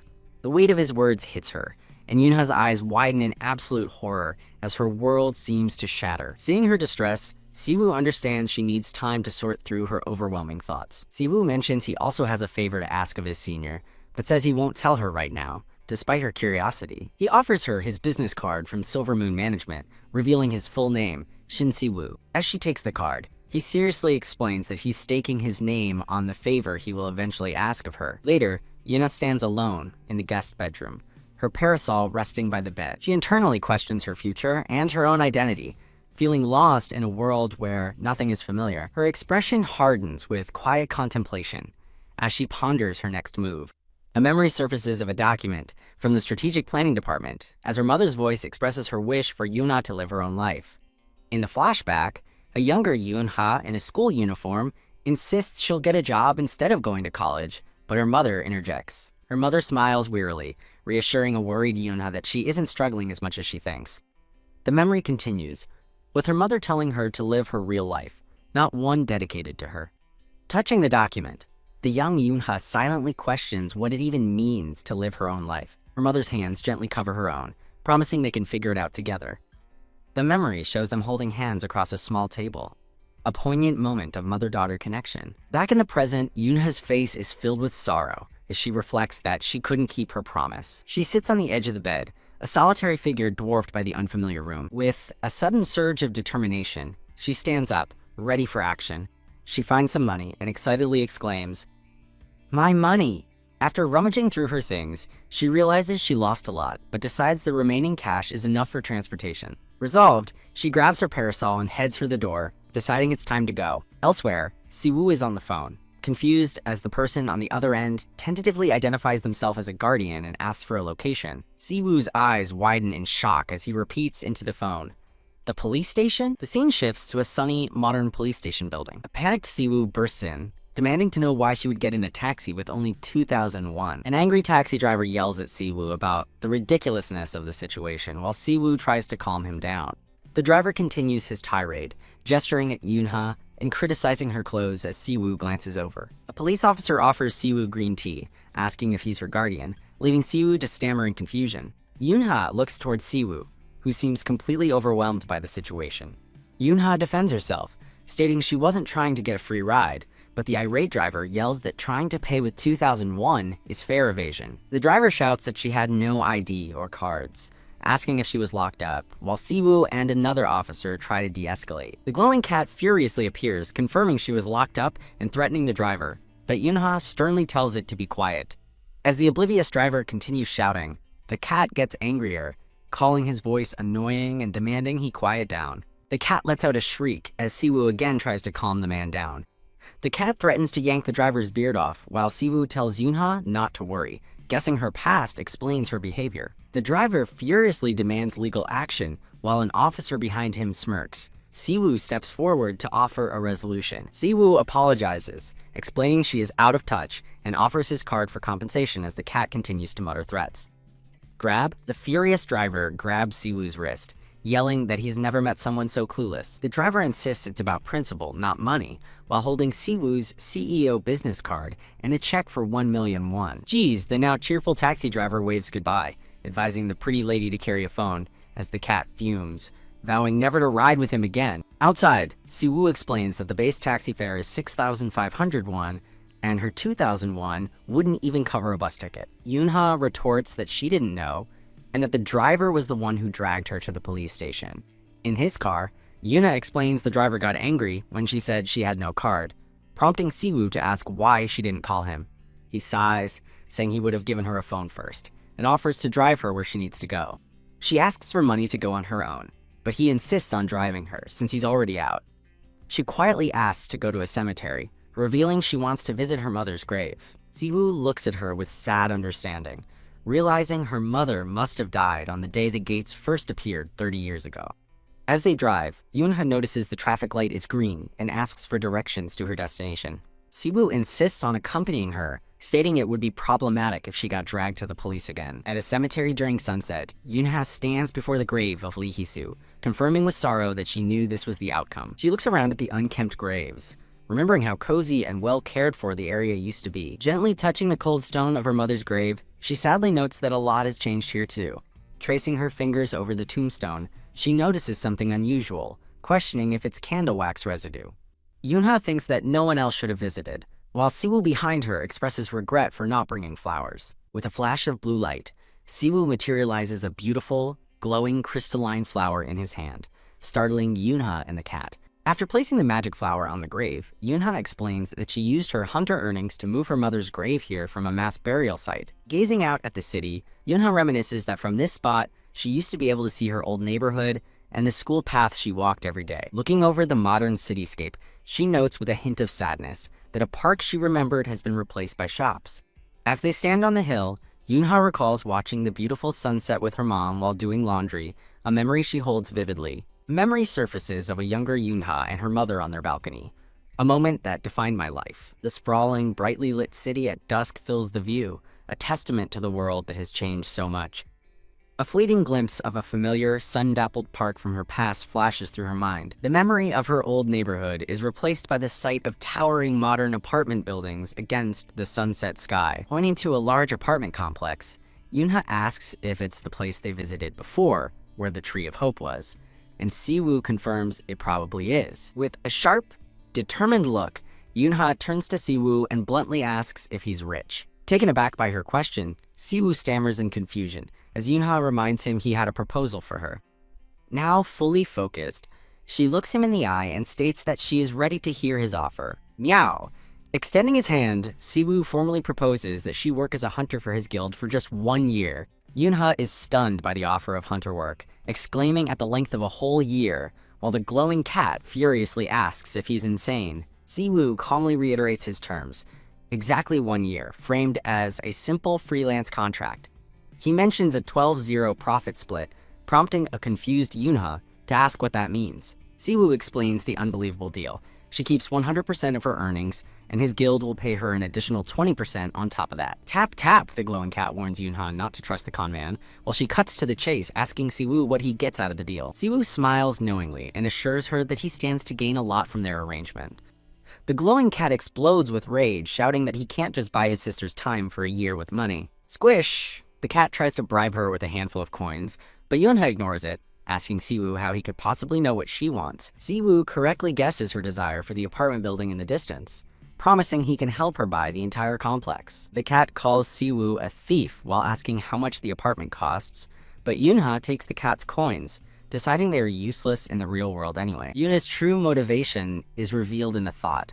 To get her mom's house back, she needs real money. Her eyes harden with resolve as she declares she'll slash hundreds of monster necks if she must. Yoonha firmly shakes Siwoo's hand, looking him in the eye as she states, "It's a deal." Elsewhere, an older, gray-haired man in an office furiously dismisses the story of the Black Flame Princess as nonsense. His younger subordinate with glasses teases him about being scared of ghost stories as a kid, causing the flustered chief to tell him to stop. The man with glasses insists he's being serious, claiming that Hunter Shin himself told him the story. He reveals that Shin confessed he couldn't even beat her, causing the chief to think in terror that he's more afraid of this unknown powerhouse than the ghost story. The chief slams his desk, demanding to know if Shin Siwoo has called back, then orders his subordinate to forget ghost stories and focus on recruiting him. The subordinate questions if Shin would leave his family's guild, but the chief explains that family ties are weak, and he's heard they aren't on good terms. The chief ponders why Shin would start his own management company, concluding that he's keeping something under wraps.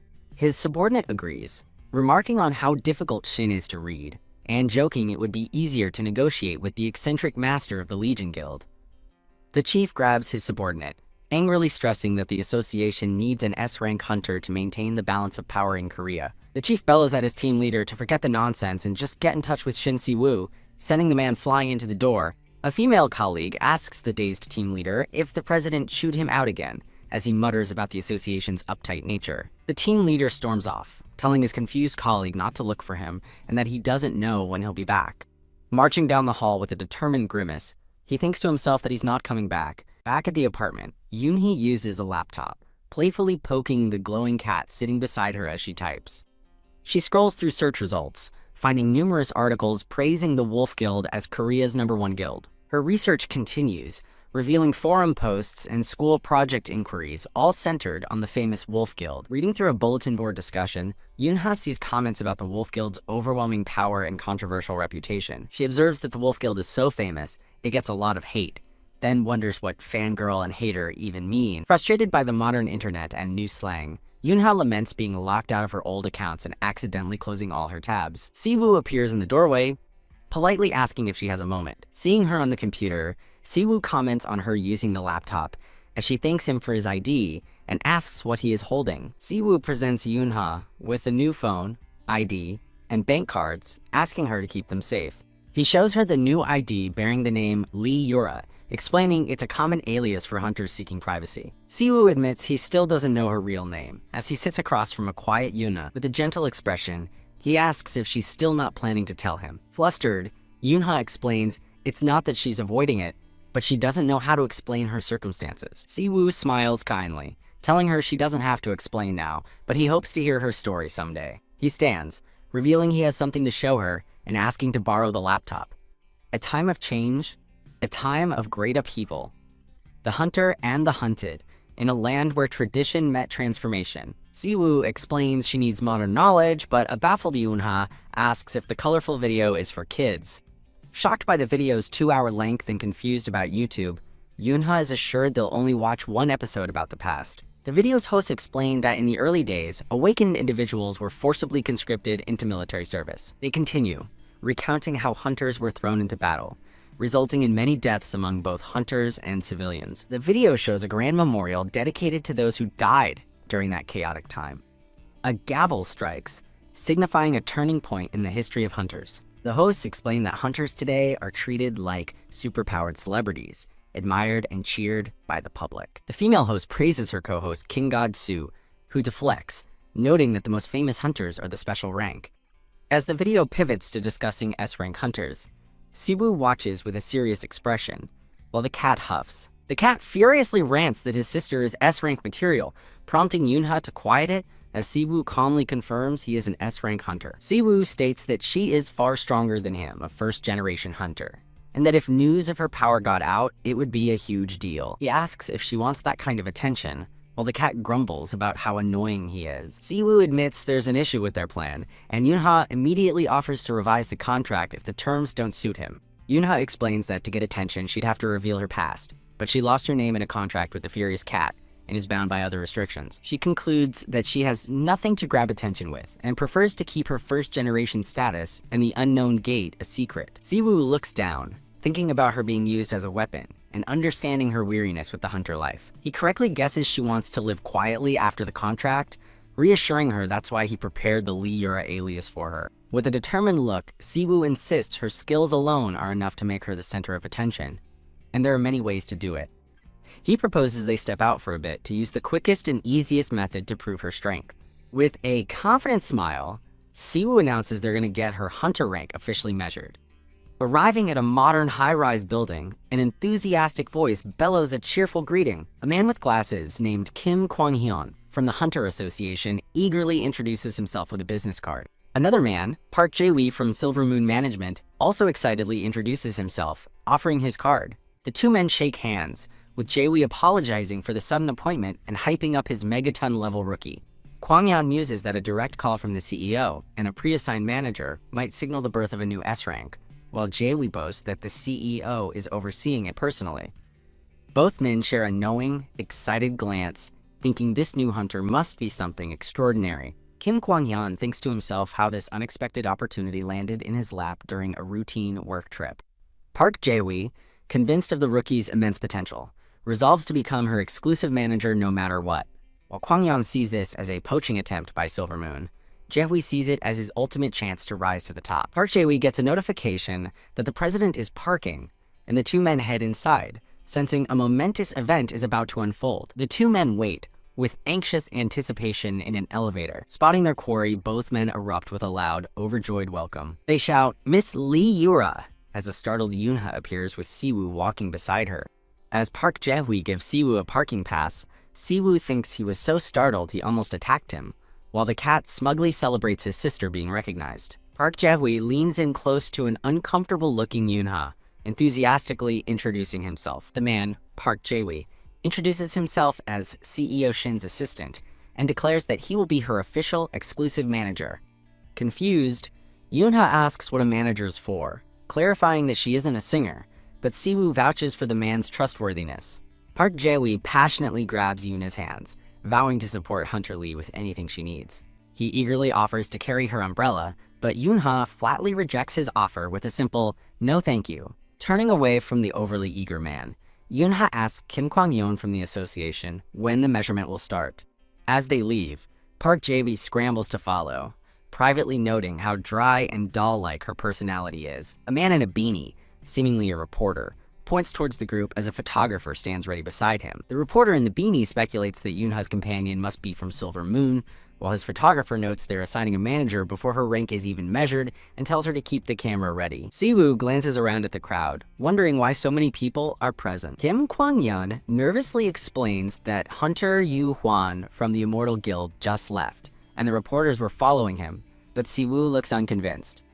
In a panicked inner monologue, Kim Kwang-yeon admits he lied, and actually called the reporters himself. Clearing his throat, Kim Kwang-yeon apologizes to Siwoo, explaining he must show her face to the association president, since a new star might be born today. Siwoo considers that no matter the man's scheme, the extra reporters aren't necessarily bad, as they need publicity. Yoonha, with the glowing cat at her side, understands that this is all to help her hide the fact that she's a first-generation hunter. Approaching a large, glowing blue chamber, Yoonha asks if it's the measuring device, and Kim Kwang-yeon instructs her to step inside and put on the helmet. Siwoo reassures Yoonha that ability matters more than ID, but as she holds the helmet, she privately worries that a machine that analyzes ability will expose everything about her. Kim Kwang-yeon informs Yoonha that she needs to choose an alias for her license, leaving her to ask what an alias is. Wearing the helmet, Yoonha recalls only ever naming pets like Blackie and Peep, as the cat chimes in with the suggestion, "Burning Flame Princess." The glowing cat enthusiastically encourages her to use Burning Flame Princess as her alias. Kim Kwang-yeon stammers out the name Burning Flame Princess in disbelief, as Yoonha looks on, confused. With renewed determination in her eyes, Yoonha declares that her alias is Burning Flame Princess. A flustered Kim Kwang-yeon quickly agrees to register the name, privately wondering if it's a concept or if she's the person from the rumors. The reporters watch on, with the man in the beanie thinking that her skill is all that really matters. The onlookers watch with bated breath, certain that her bold alias means she's confident in her abilities as a finger presses the start button, anticipating the birth of a new S rank. The official assessment form reveals the shocking result, an overall evaluation of F rank, with Fs in every category except for an E in potential. A stunned silence falls over the room as Yoonha, the cat, Kim Kwang-yeon, and the reporters all stare in utter disbelief at the F rank result. The scene transitions to a bright, sunny view of the city skyline.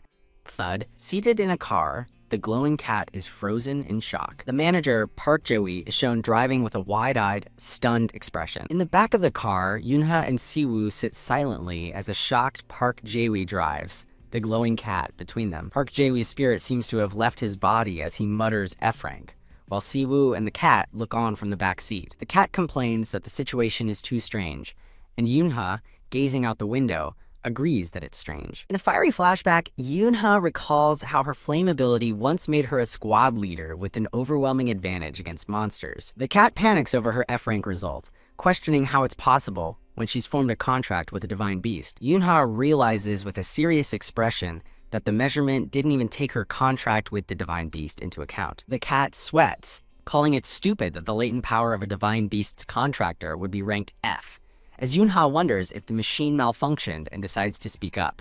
A nervous Park Jae-hui announces their arrival, and Yoonha quietly thanks him, Siwoo tells Jae-wee he's worked hard and asks him to wait, then requests the item from the passenger seat. Siwoo hands a small gray device to Yoonha, explaining that it's a terminal. Yoonha remarks that it looks like an old pager, and Siwoo explains that it's standard equipment for all rookie hunters and offers to explain its use. Siwoo details how the terminal will track her data and experience, notifying her when she's eligible for a rank reevaluation. Holding her F rank paper, Yoonha asks what he means by cancel, reminding him she's an F rank. Siwoo's expression changes to a confident smile as he tells her it doesn't matter because he knows she's not truly F rank. When Yoonha asks why the results were so low, Siwoo admits he doesn't know, stating it's the first time the system has aired, but he's certain no F rank could fight him. The cat erupts in anger, agreeing with Siwoo and calling the measuring device a piece of junk that should be thrown away. As the cat offers to go blow up the machine, Siwoo tells Yoonha to rest, explaining that Manager Park will be assigned to her starting tomorrow. Siwoo reassures her about the F rank, framing it as an opportunity for high growth potential, but she notes her potential was only 4%, causing him to reiterate his distrust of the machine. Getting into his own car, Siwoo confidently tells her that regardless of the machine's results, she'll crush it with her own strength. Watching him drive away, Yoonha quietly wonders what will happen if she doesn't get the chance to crush it. Days later, an irate cat rants about the S-rank bastard making them wait because of her F-rank status, then yells at Yoonha to stop whining because she isn't really an F-rank. The cat tells her to call Siwoo instead of playing with the laptop, but Yoonha calmly responds that she's learning modern technology and invites it to watch the news. After seeing news about the Wolf Guild and Rose Guild, the cat dismisses it as boring, and Yoonha agrees, thinking to herself how aimless she feels. Scrolling through online forums, Yoonha sees people gossiping about the Burning Flame Princess controversy and finds a comment from someone whose grandfather knew she was a real legend. Yoonha searches for Burning Flame Princess on YouTube, marveling at modern convenience when a knock at the door is followed by someone calling out Hunter. Park Jae-wee cheerfully peeks into the room, wishing her a lovely morning and offering a coffee. As Yoonha accepts, a relieved Park Jae-wee offers her sugar for her Americano and notes she was using the laptop. A sticky note with Wi-Fi details and login credentials is shown as a thought bubble reveals Yoonha's realization that taking notes is helpful when you don't know things. Park Jae-wee gives a slightly strained smile, agreeing to her request. In a private monologue, Park Jae-wee wonders if Yoonha is a country bumpkin for not knowing how to use a laptop, noting her registered address is in a remote village. Hearing this, Siwoo interjects that it's his senior's hometown, flustering Jae-wee, who then resolves to teach her everything while grumbling about regional inequality. Park Jae-wee cheerfully presents a box of canils, asking if she's ever had them, as the cat excitedly exclaims over the adorable treats. As Yoonha remarks on the large quantity, Jae-wee explains he bought a variety and encourages her to enjoy them while she takes a break to watch something. Peeking over her shoulder, Park Jae-wee asks what she's watching on YouTube, only to see she's found a video titled, "Unmasking the Burning Flame Princess." Pang! With a panicked cry, Jae-wee flinches back as the cat thinks to itself, "Whoops, my hand slipped." Jae-wee advises her not to read hate comments, showing an absurd example about an armadillo, which leaves Yoonha wondering what the poor animal did wrong. He explains that people blindly trust rank evaluations, admitting that he honestly does too. While the cat happily nibbles on a tasty dessert, Yoonha thinks about how strong, high-ranked hunters are worshipped like celebrities, similar to school rankings. Park Jae-wee earnestly insists that he doesn't believe rank is everything, though he concedes it's very important.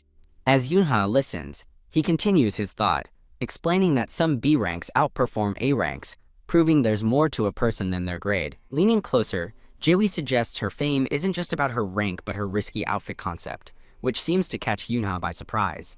Yoonha firmly clarifies that it's not a concept and she won't change it, stating that she needs all of it. Jae-wee waves his hands defensively, insisting he wasn't criticizing, while Yoonha, looking annoyed, says she understands her outfit stands out. A diagram details Yoonha's Burning Flame Princess set, a tiara, pendant, dress, parasol, and heels, explaining its effect only activates when all pieces are worn. Continuing to apologize, Park Jae-wee insists he wasn't trying to criticize her outfit and had a different point to make. He enthusiastically declares that his real point was that she has powerful allies like the Wolf and Silver Moon guilds backing her up. With a determined glint in his eye, Jae-wee confidently tells her she'll soon learn that rank and rumors don't mean much. The scene shifts to a bright sunlit area where a glowing gate pulses, and guards yell for people to stay back during a final check. Surprised, Yoonha asks if it's a real gate as an excited Park Jae-wee runs up. asking if she thought he was bluffing. Jae-wee proudly presents a gate entry form, telling her that with the wolf name behind her, she's entering as a full-fledged support hunter. He passionately explains that as a hunter, she'll earn a share of the profits, unlike scavengers or porters, boasting about securing the valuable slot for her. Yoonha questions why a major guild like Wolf wouldn't have its own C-rank gate license, and Jae-wee smiles, ready with an answer. He boasts that Wolf doesn't need to bid on C-rank gates because their members are all high-ranked, and they use their own mock gate for training. As Jae-wee rambles on about regrets and plans, the cat thinks he talks too much, and Yoonha decisively announces she is going in. Park Jae-wee stops her, offering a bag he's carrying, prompting Yoonha to ask what's inside. He proudly lists its contents: first aid, rations, and more, explaining he packed it out of concern for his precious hunter. Yoonha and the cat stare at the bag he's holding out. After a moment's hesitation, Yoonha accepts the bag with a thanks, and Jae-wee tells her not to mention it. Jae-wee excitedly points out that a famous streamer, King God-soo, is in the group, but the cat complains he is too talkative as Yoonha declares she is heading in. Jae-wee shouts words of encouragement as Yoonha walks off, while the cat again laments his manager's chattiness.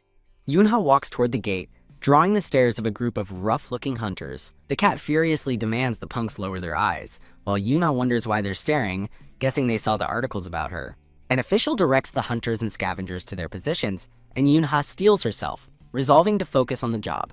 A hand forcefully grabs her shoulder as a man's voice gruffly calls out to the black dress. A large, bald hunter has grabbed her, telling her that F ranks belong in the back. The bald man shoves her toward the rear, insisting F ranks go to the back of the line as other hunters watch. The cat fumes silently at the bald old man, while Yoonha unexpectedly lets out a small amused. The other hunters mock her, calling her shameless and questioning the Wolf Guild's decision to bring her. As one hunter threatens to smash her face for laughing, the cat challenges him to try, but Yoonha simply asks, "Is that so?" Turning her back on the bully, she walks away, calmly stating, "I didn't know." The bald man yells for her to get back, but his shouts are drowned out by an official announcing the gate is opening.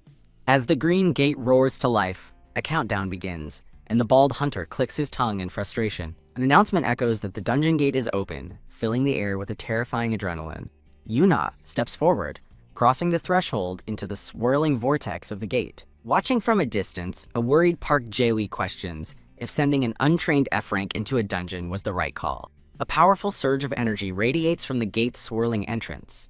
A live stream broadcast by BJ King God-soo begins, showing comments flooding the chat. The streamer, King God-soo, greets his audience, announcing the start of his live C-rank dungeon raid broadcast. The streamer, King God-soo, begins his live broadcast from inside the swamp dungeon, explaining his late start to his viewers. As raid leader, King God-soo explains he had to make announcements, apologizing for the bright camera light as he shows his fellow hunters to the stream. After receiving a donation, King God-soo cheerfully reassures his audience that a C-rank dungeon is a perfect, non-scary challenge for a D rank like him. A hunter confirms to his companion that the Roar Guild really recruited King God-soo, noting his immense popularity and wondering about his recruitment fee. The cat wonders who King God-soo is talking to, prompting Yoonha to explain NeoTube videos while marveling at his commercial success. Watching the relaxed streamer, Yoonha reflects on how voluntary hunter service has improved the profession's welfare and public perception. She grimly recalls that her 30-year prison was also a C-rank gate, noting how little progress has been made in understanding them since. A shout warns the group as a level 9 Sly Salamander lunges from the foliage, its appearance confirmed by a system notification. Kyak the Sly Salamander lets out an ominous cry, its tongue flicking menacingly. A system warning flashes as the first salamander summons a horde of companions, which immediately swarm the raiding party. Excitedly showing the horde to his viewers, King God-soo receives a mission to win a one-on-one battle, which he confidently declares will be easy. As the hunters unleash a flurry of attacks, the bald man turns and yells, "Hey, F rank!" The bald hunter aims his crossbow near her, furiously demanding to know why she's just standing there like an idiot. Keek. He yells at her to get back if she's scared, firing an arrow past her head that impales a nearby salamander. As arrows continue to fly and salamanders screech, Yoonha calmly prepares a small flame in her hand. To her surprise, the wounded salamander severs its own tail and quickly scurries away to escape. King God-soo shouts for the party to hold back, explaining that the monster's tails are expensive and they can profit by just scaring them off. A male hunter reassures Yoonha that this is her first time and explains their strategy.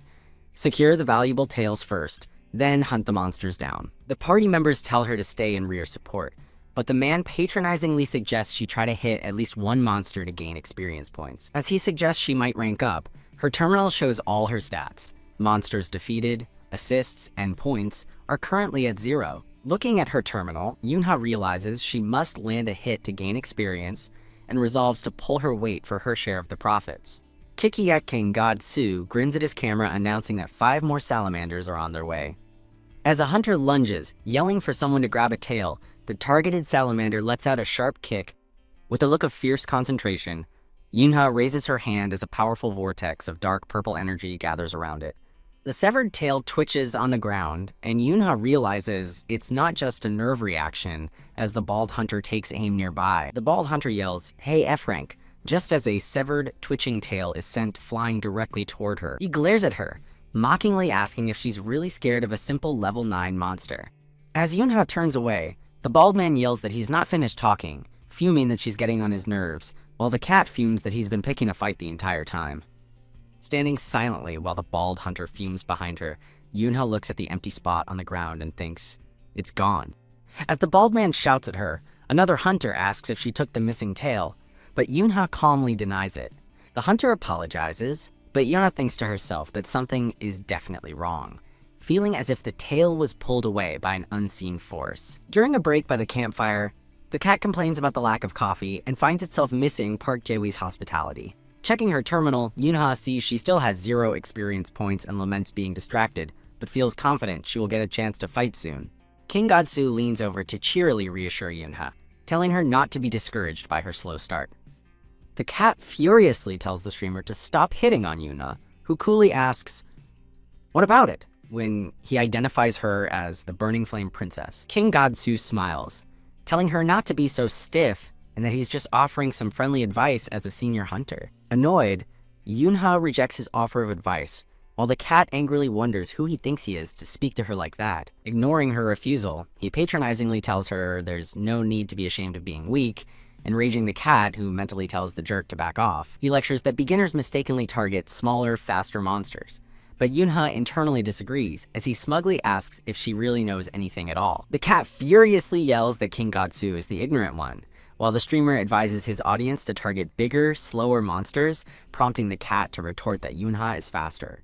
As the stream chat discusses her F-rank status, King Godsu calls his advice a shortcut to gaining Express, causing the cat to scream in frustration. After a donation jokes about his advice, King Godsu glances at Yoonha's parasol and dismisses it as just an accessory. He asks if her concept and parasol won't hinder her in a fight, but she firmly states that it isn't just an accessory. Suddenly, a massive surge of menacing red energy erupts behind them, startling both Yoonha and the streamer. Panicked hunters wonder if it's an earthquake, but Yoonha's expression hardens as she realizes it's a monster. King Godsu quickly takes charge, reassuring everyone that the monster is just early and ordering the hunters to follow him while leaving a few to guard the rear. He gives Yoonha a flirty wink, telling her to stay behind and go all out against any monsters that slip past the main group. With a final thumbs up, he reminds her of his advice. Hit the big ones once, and then retreat. A new system window appears, announcing the arrival of a formidable level 13 sly salamander flicking its poison-coated tongue. Keek! One of the hunters left on guard duty shouts in alarm as a monster suddenly appears right beside them. As the salamander lunges, a gray-haired hunter intercepts it with a powerful punch, yelling that he's got it. Watching from a distance, Yoonha frowns, wondering if she's being too sensitive about a C-rank dungeon. The bald hunter turns to mock Yoonha again, asking if she's scared, while the cat fumes atop his crossbow, thinking, "Give me a break." The cat furiously rants about the riffraff bothering his sister, threatening to make the hunter even balder as Yoonha smirks, noting the cat's constant anger. The bald hunter glares at her, asking if she's laughing and telling her to go protect the gatherers if she has free time. 2 other hunters stare at a small salamander, with one remarking that Yoonha would fit in with her fellow F-ranks. The bald hunter shouts for her to run over, as another hunter points frantically, yelling for her to come here now. A young hunter looks confused, asking what they mean, oblivious to a massive, red-eyed monster appearing behind him. A monstrous form erupts from the water, sending the hunters flying and one screaming in terror. A hunter stares in horror at the massive, drooling beast, identifying it as the boss monster. Key. The beast lets out a piercing shriek as a system window announces the arrival of the level 20 Queen of the Swamp. BWOO. The Swamp Queen lets out a deafening roar, its red eyes glowing with malice. The gray-haired hunter and his blue-haired companion stare in utter shock, unable to even finish the word boss. The raid party is dwarfed by the immense boss monster as someone screams in terror. A hunter with orange hair notes the boss's level is too high, while his blue-haired companion curses the timing and yells for everyone to retreat. The bald hunter frantically tries to calm everyone, warning them not to provoke the boss until the main party returns. When the orange-haired hunter worries about an attack, the bald man points out that the boss hasn't moved yet. The Swamp Queen simply looks up and cries, prompting a hunter to note its strange passivity, which buys them time as darkness falls. The bald hunter turns to Yunha, ordering her to stay back and not provoke the creature. The cat scoffs at the bald man's orders, but Yuna agrees to be careful, prompting the cat to yell, "Sister," in shocked protest. While agreeing to follow the team's decision, Yunha feels something is wrong with the boss appearing only to stand still. As the Swamp Queen continues its mournful cry, Yunha reasons that even mindless monsters must have a purpose for their actions. Suddenly, the bald hunter spots the gatherers near the boss and screams at them to fall back immediately. The gatherers cry for help, realizing an unseen force is dragging their bags and them toward the monster. As the gatherers are helplessly pulled closer, one screams for someone to save him while the others look on in shock. The bald hunter questions what's happening with the bag, but Yunha corrects him, stating that it's not the bag. The horrifying truth is revealed. The severed lizard tails in the bags are writhing, trying to return to the boss monster. Finally understanding, the bald hunter orders a scavenger to drop his bag, but the man hesitates, unwilling to lose his valuable loot. Wham! The scavenger shouts back in defiance, refusing to throw away the valuable items. Another scavenger with glasses agrees, arguing that all their hard work is in the bags and would be wasted if lost. While being dragged, one of the men desperately insists the boss is only reacting to the tails and that the other hunters will return soon. Yunha watches the scene unfold, her expression grim as she questions if it's truly just a simple reaction. She reflects on her 30 years in Gates, realizing that monsters can form bonds and questioning what happens when one sees its kind treated as loot. A system window confirms her suspicion. The level 20 Swamp Queen is overcome with grief. As a tear falls, the monster's Mother's Tear skill activates, sending it into a rage that dramatically increases its attack power. Mother's Call enhances, and the monster's power surges, knocking the gatherers down as one shouts that it's gotten stronger and to drop the bag. The bald hunter yells that saving them is pointless as long as they're carrying the bag, while Yunha looks on with concern. Two scavengers struggle frantically, one discovering that the bag's belt is stuck and won't come loose. Seeing their struggle, Yunha urgently shouts for them to cut the bag free with their dagger. A scavenger agrees and begins cutting the strap, but another hunter yells, "Watch out," as the group is exposed. The hunters on the ground freeze as the blue-haired hunter shouts a warning. The monster has spotted them. The immense, shadowy silhouette of the Swamp Queen looms over the terrified hunters, its red eyes locking onto its target. The severed tails swarm over the trapped scavenger, dragging him across the ground as he screams for help. A system window announces the Swamp Queen is merging with her child's tail, and a level up notification flashes. The Swamp Queen's power skyrockets as it merges with more tails, rapidly leveling up from 21 to 22. The remaining party members stare in disbelief as Yunha quietly observes the monster's terrifying power-up. An unspoken thought hangs in the air. The monster's level is still rising. The fully powered-up Swamp Queen now towers over the entire area, crackling with immense, terrifying energy. Now at level 25, the Swamp Queen scans for remaining tails and locks its gaze on the final, screaming scavenger. With a final furious roar, the enraged Swamp Queen lunges forward to reclaim what was taken. Yuna swiftly saves a terrified, blonde-haired man from a monster's attack as he stammers his thanks. Slimy, spotted monster tentacles writhe menacingly. System notifications pop up repeatedly, showing the Swamp Queen leveling up from 26 to 28 by merging with its child's tail. The massive, enraged Swamp Queen looms over the small party of terrified hunters. Two hunters, a red-haired woman and a spiky-haired man, stare in shock, realizing the boss is level 30 and far beyond C rank. A bald, muscular man angrily grabs Yuna's arm, blaming the F rank for letting the monster grow stronger and dooming them all. Yunha calmly retorts, asking if he wanted her to just abandon the person who would have died if they hadn't dropped their bag. The bald man shouts that they were preparing to attack the boss, but Yunha counters that she was also waiting, explaining an early attack would have been disastrous. He dismisses her as a lowly F-rank who only talks big, blaming her for their doom and demanding she follow orders. The monstrous red eyes of the boss glare down, interrupting their argument. The bald man's bravado vanishes as he looks up in terror and screams for everyone to run into the forest. As the other hunters flee, Yunha stands her ground, resolute. A blue-haired man spots a flash of light in the distance, yelling that it's a signal. A blonde-haired man and a red-haired woman see the signal, shouting that the hunters are back and telling everyone to run over. The blonde man in the blue hoodie tries to rally the group, but he is questioned about where he's going.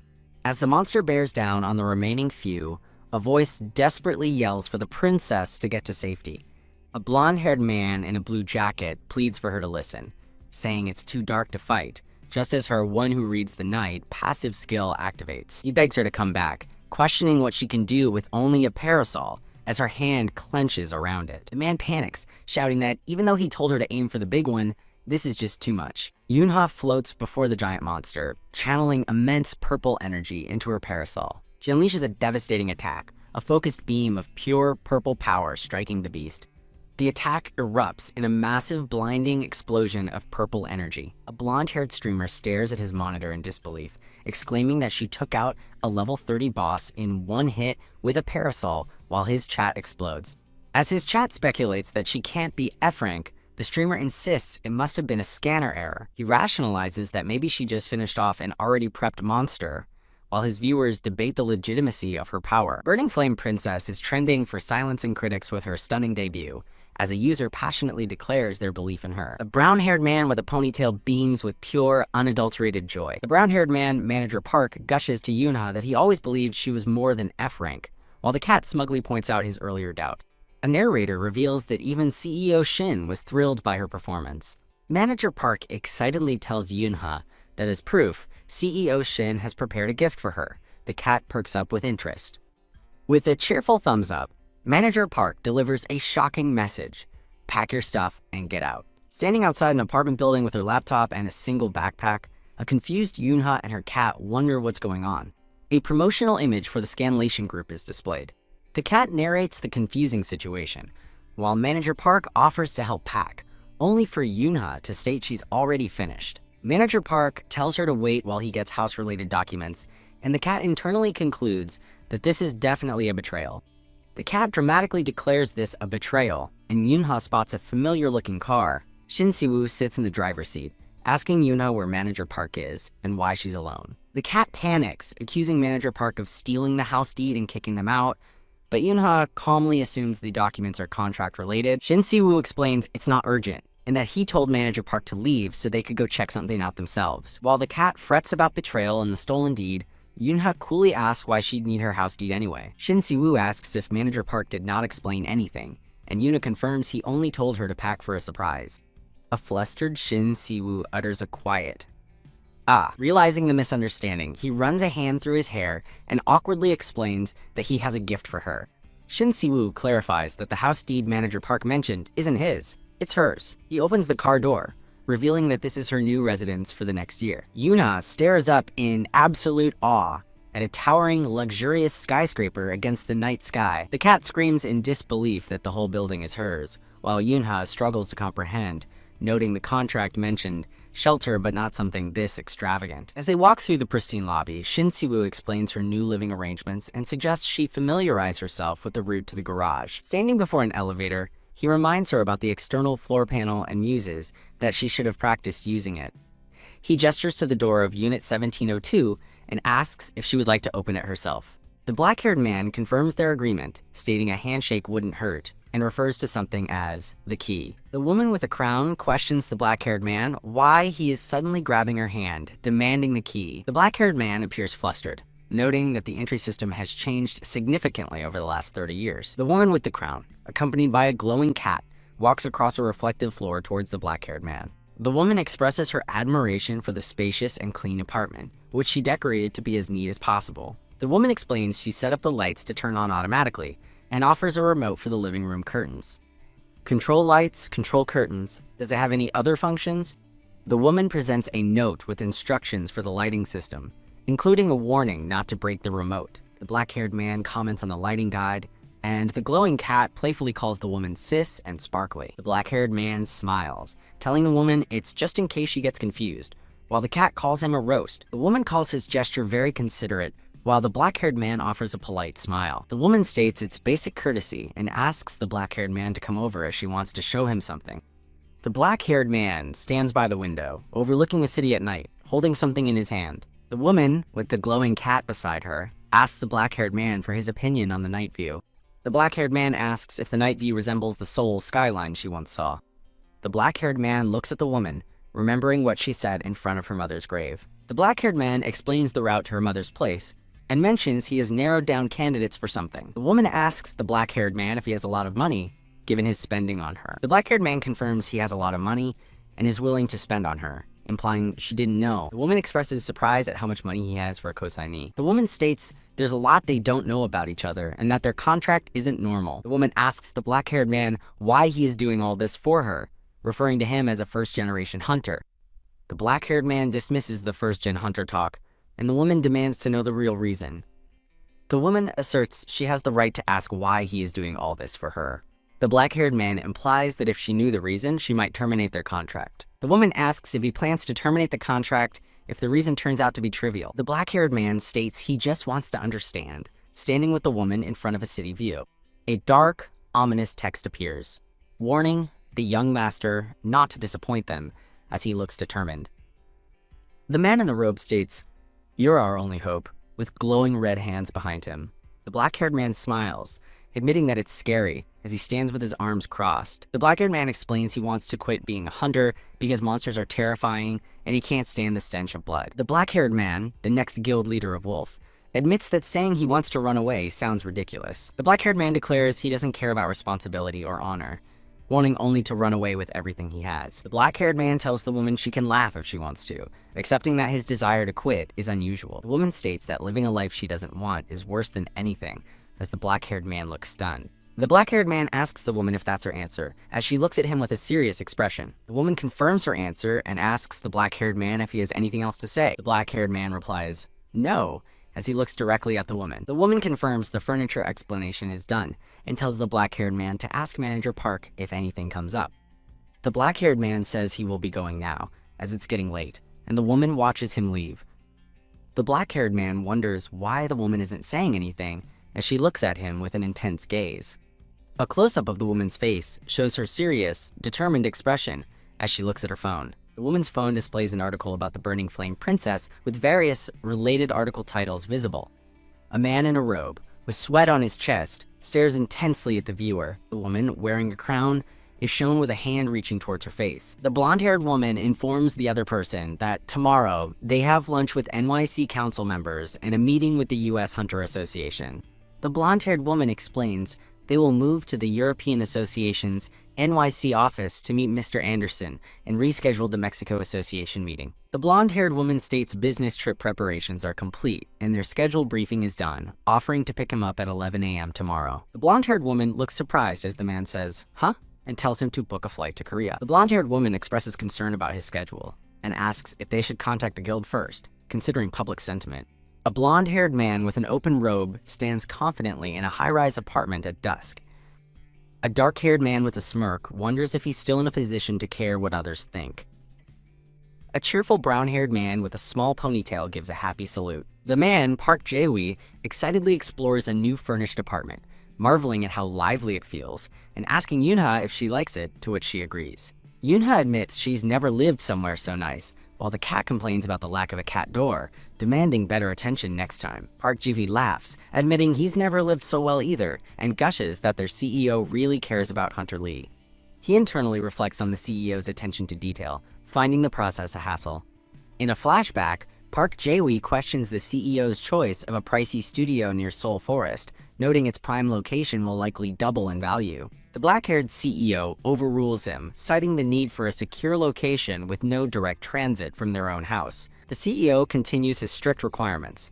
The apartment must be close, have extensive security cameras, and be on a high floor. His final instruction is to ensure no one can spy on her from the outside, as a gleaming skyscraper is shown. Back in the present, Park Jae-wi drives them to the location, still amazed by the CEO's special treatment for Yoonha. He wonders why the CEO went to such personal trouble, even house hunting himself, as a flashback shows the CEO inspecting properties. Yoonha, finding the dedication a bit much, changes the subject, asking if their destination is a B-rank gate. Park Jae-wi enthusiastically confirms it's a B-rank gate that opened last minute inside a massive shopping mall with the country's biggest aquarium. He explains that since the gate opened, where people were lining up for tickets, their wolf guild received an urgent summons. Yoonha observes there must be many children there, and Jae-wi confirms it's a family destination, but assures her everyone was evacuated safely. Jae-wi asks Yoonha if she's curious how an F rank like her can enter a B rank gate, but the cat proudly boasts it's because she beat a level 30 boss. Jae-wi awkwardly explains that most people don't believe she completely killed the boss, enraging the cat, who demands to know what he means. He clarifies that the prevailing rumor is that she merely swooped in for the final blow after someone else did all the work. He explains her position is secured by the Wolf and Silver Moon guilds, but it's still unheard of for an F rank to enter a B rank gate, admitting he was against it, but the CEO insisted. The cat fumes at the nonsense. He nervously tries to backtrack, assuring her he doesn't doubt her skills. Stumbling over his words, he tries to explain his concerns delicately. He finally reveals that people think she pulled strings to get in, causing the cat to erupt in fury. Jae-wi warns her that entering a high-rank dungeon means other hunters may not welcome her. Splat! A glob of mud flies through the air. Yoonha effortlessly dodges the projectile. 3 hunters, one with brown hair, one pink, and one blonde, mock her, remarking on her quickness and her Black Flame Princess title, while the cat furiously tells the scumbags to stop. The brown-haired hunter taunts her for dodging, saying they're doing a favor for an F rank by wiping off mud, while the cat fires back insults. Yoonha coolly challenges them, asking what if she doesn't wipe it, as the blonde hunter asks if she'll just let it harden. She calmly turns the tables, suggesting they're the ones who need a wipe down, unless they want to fight while covered in hardened mud. Enraged, the 3 hunters yell at the arrogant F rank. The brown-haired hunter snarls that killing one monster doesn't make her special, boasting that they are far stronger than an F rank who pulled strings. He leans in, telling her to stay in a corner, clutching her dress and stop pretending she knows everything. Dismissing the confrontation as ridiculous, another hunter calls for everyone to get into battle formation. An alarm sounds as someone shouts that a monster has appeared. A system window announces a level 26 ferocious giant jellyfish extending its poison tentacles. Grr, another window appears, heralding a level 32 predatory great white shark. Tisk.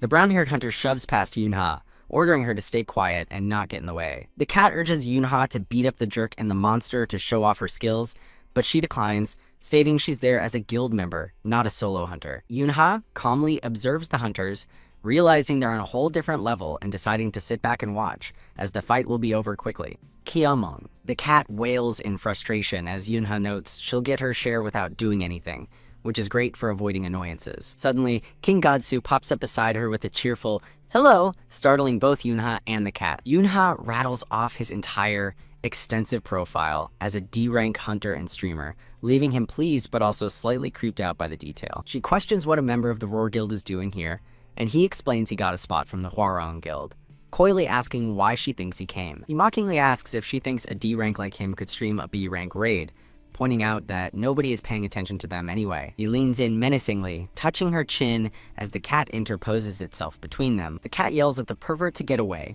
while Yoonha coldly informs him that any TV offers must go through her manager. King Godsu insists his gut tells him her confidence is real, and that, unlike others, he knows she didn't just get the last hit. He points directly at a shocked Yoonha, his expression deadly serious, and asks if she is an incarnation. A narrator explains that while hundreds may borrow power from a divine beast, only one can inherit its full power by being chosen.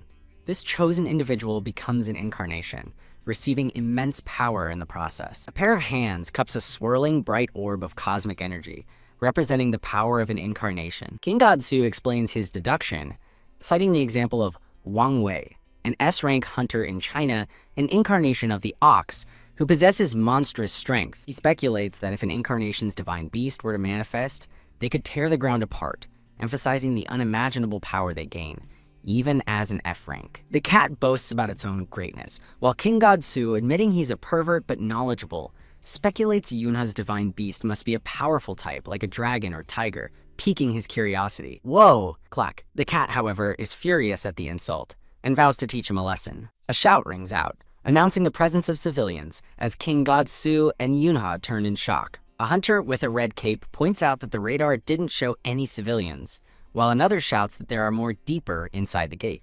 King God-Soo turns to Yunha, remarking that the radar is acting up again. Yunha watches the other hunters, questioning why they're not going to search for the remaining civilians. King God-Soo stammers that he's going, but internally wonders if he's the only one feeling that something is wrong. A hunter with glasses reports to his leader that they found the last civilian, confirming a total of 10 people. The leader, a C-rank hunter named Mobius, orders a halt to the dungeon raid and calls for a defensive formation. King God-Soo cheerfully tells Yunha they can relax now and praises Moebius' competence, but she cuts him off, stating she can hear a little kid crying. Yunha's eyes glow with a golden light as she focuses, a determined look on her face. A hunter asks about her eyes as King God-Soo nervously tells her to stop messing around. Moebius and King God-Soo both shout for her to stop as she walks away, but she doesn't seem to hear them. Moebius stops Yunha, reminding her there are civilians present and ordering her not to go off on her own. Yunha points, insisting she can hear a child crying, but Moebius looks annoyed while King God-Soo appears concerned. Moebius dismisses her claim, stating that as the highest-ranking hunter, if he can't sense anything, there's nothing there. He condescendingly tells Miss Princess of the Black Flames to sit down, but she's already dashed away. Moebius sighs in frustration, wondering what to do. Another hunter insists they must follow her to report back to the Wolf Guild, causing Moebius to complain about bringing a newbie. Sniff. Yunha reflects that even high rankers can be stubbornly wrong. She finds a small, terrified girl in a red dress clutching a doll, crying in a dark corner. Chuckle. Schween. Yunha turns to see the other hunters have finally caught up to her. Mobius and another hunter stare in disbelief, shocked that there actually is a child there. Sob. Yunha leans toward the sobbing girl, her face masked, and gently asks if she is okay. Wah! The girl screams, crying that a ghost is smiling at her, as the cat observes that she's crying. The girl cries for her mommy as Yunha, flustered, tries to help the dirty child up while Moebius approaches. Moebius takes over, kindly asking the girl her name. She replies that it's Yeri, and he asks what her mom was wearing. Yuri says her mom wore a red dress and black shoes, and Yunha notes that Yuri's red dress must be a matching outfit. Moebius smiles reassuringly, promising to find Yuri's mom and telling her to go get her scrapes treated. Yuri beams through her tears, thanking the mister for his help. Moebius orders a hunter to take the child to the main camp for treatment, while they begin the search, telling the others to maintain formation. The hunter agrees and wishes him luck. The hunters wave goodbye as the girl Yeri is carried to safety. The cat grumbles that Moebius is taking all the credit for finding the child, but Yunha, though slightly disappointed, says finding her is all that matters, and decides they should rest. Another hunter asks Moebius about the search party for the mother, and he hesitates. The hunter from the previous scene smiles thinly, explaining that a sudden monster horde forced them to stop the search, and no trace of the missing person was found. Moebius smirks, confirming the lie with a simple, right?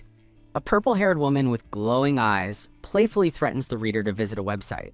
In a flashback, a younger, weary-looking Yunha stands with her hands behind her back in military fatigues. A close-up shows the younger, battle-scarred Yunha firmly stating, "That's not it." An instructor praises her for killing more monsters than any other trainee, but questions if she understands why she was summoned. He asks trainee Cha Eunha the objective of the training, and she replies it was to exterminate monsters during an evacuation simulation. Wrong, the instructor declares, accusing her of unnecessary cruelty for stomping on and mangling a monster's corpse beyond recognition. He orders her to recite the Hunter's Code of Conduct, and she begins, listing the rules about controlling one's abilities and protecting people with honor. The instructor points out that the code is to kill monsters, not annihilate them, and asks her why she thinks that is. He explains that protecting people and following rules are far more important than simply killing monsters. The instructor reveals a personal tragedy, stating that everyone there has lost family, including his own daughter. A memory shows another trainee screaming at Yunha for taking things too far with a dead monster, while Yunha coldly states she understands their hatred. The other trainee yells that they all lost their families, but killing monsters won't bring anyone back, as Yunha stands silently amidst the carnage. The instructor asks a somber, silent Yunha if she understands his lesson. He holds out a small tube of ointment to her. He explains that the monsters she can't kill are far outnumbered by the people she will save. The instructor gently applies the ointment to a scratch on Yunha's face, hoping his words bring her some comfort. Back in the present, Moebius reports they're near the gate's core, and it's too risky to keep searching based only on the kid's word. A hunter with gray hair adds that the payout is the same for 9 or 10 people, shocking his green-haired companion. The green-haired hunter argues they can't be sure how many civilians are here since the radar failed, questioning the risk of getting someone from the search party killed. Moebius sits down, challenging the hunter by asking if he can take responsibility for that outcome. The green-haired hunter and the gray-haired hunter exchange a conflicted and troubled look. Moebius smirks, saying he understands and accepts the responsibility as leader, conceding that the other hunter isn't wrong. Ha, Moebius laughs, telling his team to rest before heading back and callously remarking that, while he feels bad for the kid, this is just how things are for adults.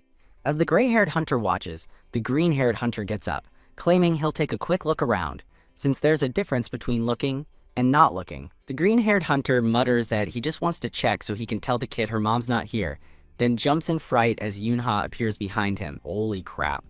He yells that she scared him and asks why she's still here. The green-haired hunter asks what she's doing, reminding her the leader ordered them to rest.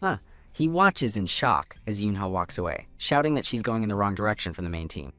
Annoyed, he yells after Princess, questioning if she can even hear him. The green-haired hunter grabs Yunha's arm, but she is shrouded in a dark aura and declares her intent to continue the search. Yunha explains that since the area up to the core was searched, she will now check deeper inside. Moebius scoffs, asking what an F-rank can do alone, but Yunha retorts that she heard him, and that's exactly why she's going. The green-haired hunter calls her crazy, stating that there are 2 main reasons a hunter dies in a dungeon. Yunha holds up a finger, listing the first reason as an unexpected accident. She then states the second is foolishly entering a dungeon above their level, staring at the others as she says she sees. Moebius warns that she's about to fall into both categories, but Yunha defiantly challenges him with a cold, "So what?"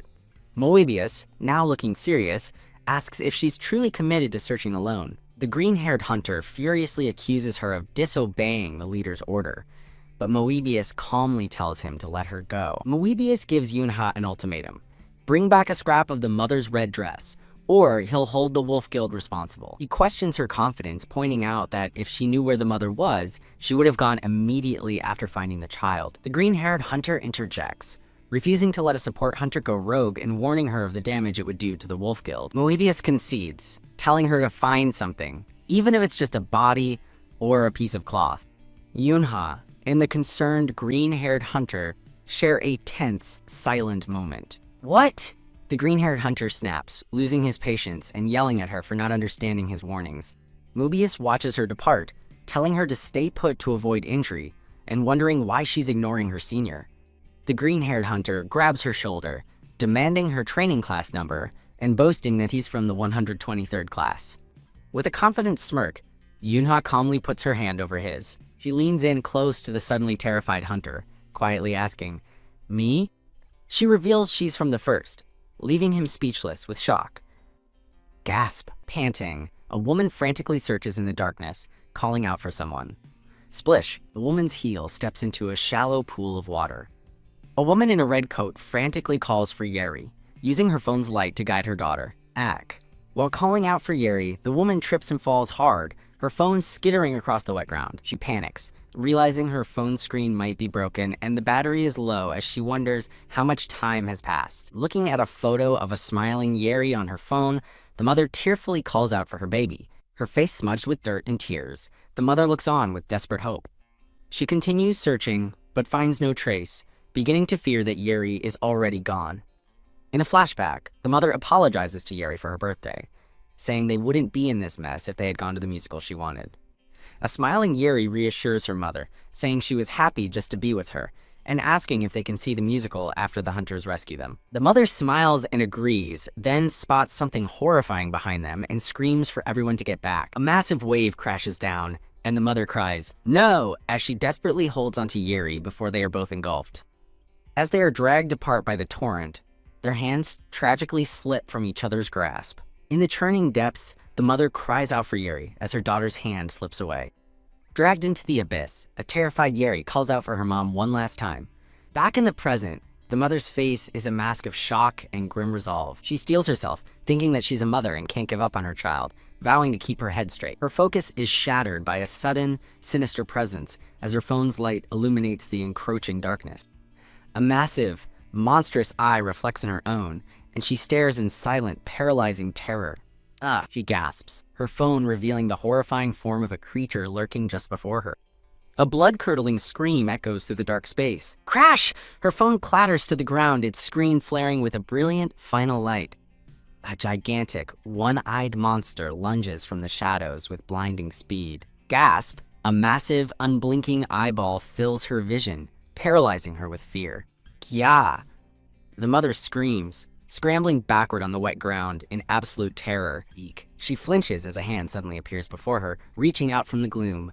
A figure emerges from the shadows, revealing a faint, knowing smile. Surrounded by a malevolent purple aura, Yunha holds up the glowing phone, her own eyes blazing with yellow light.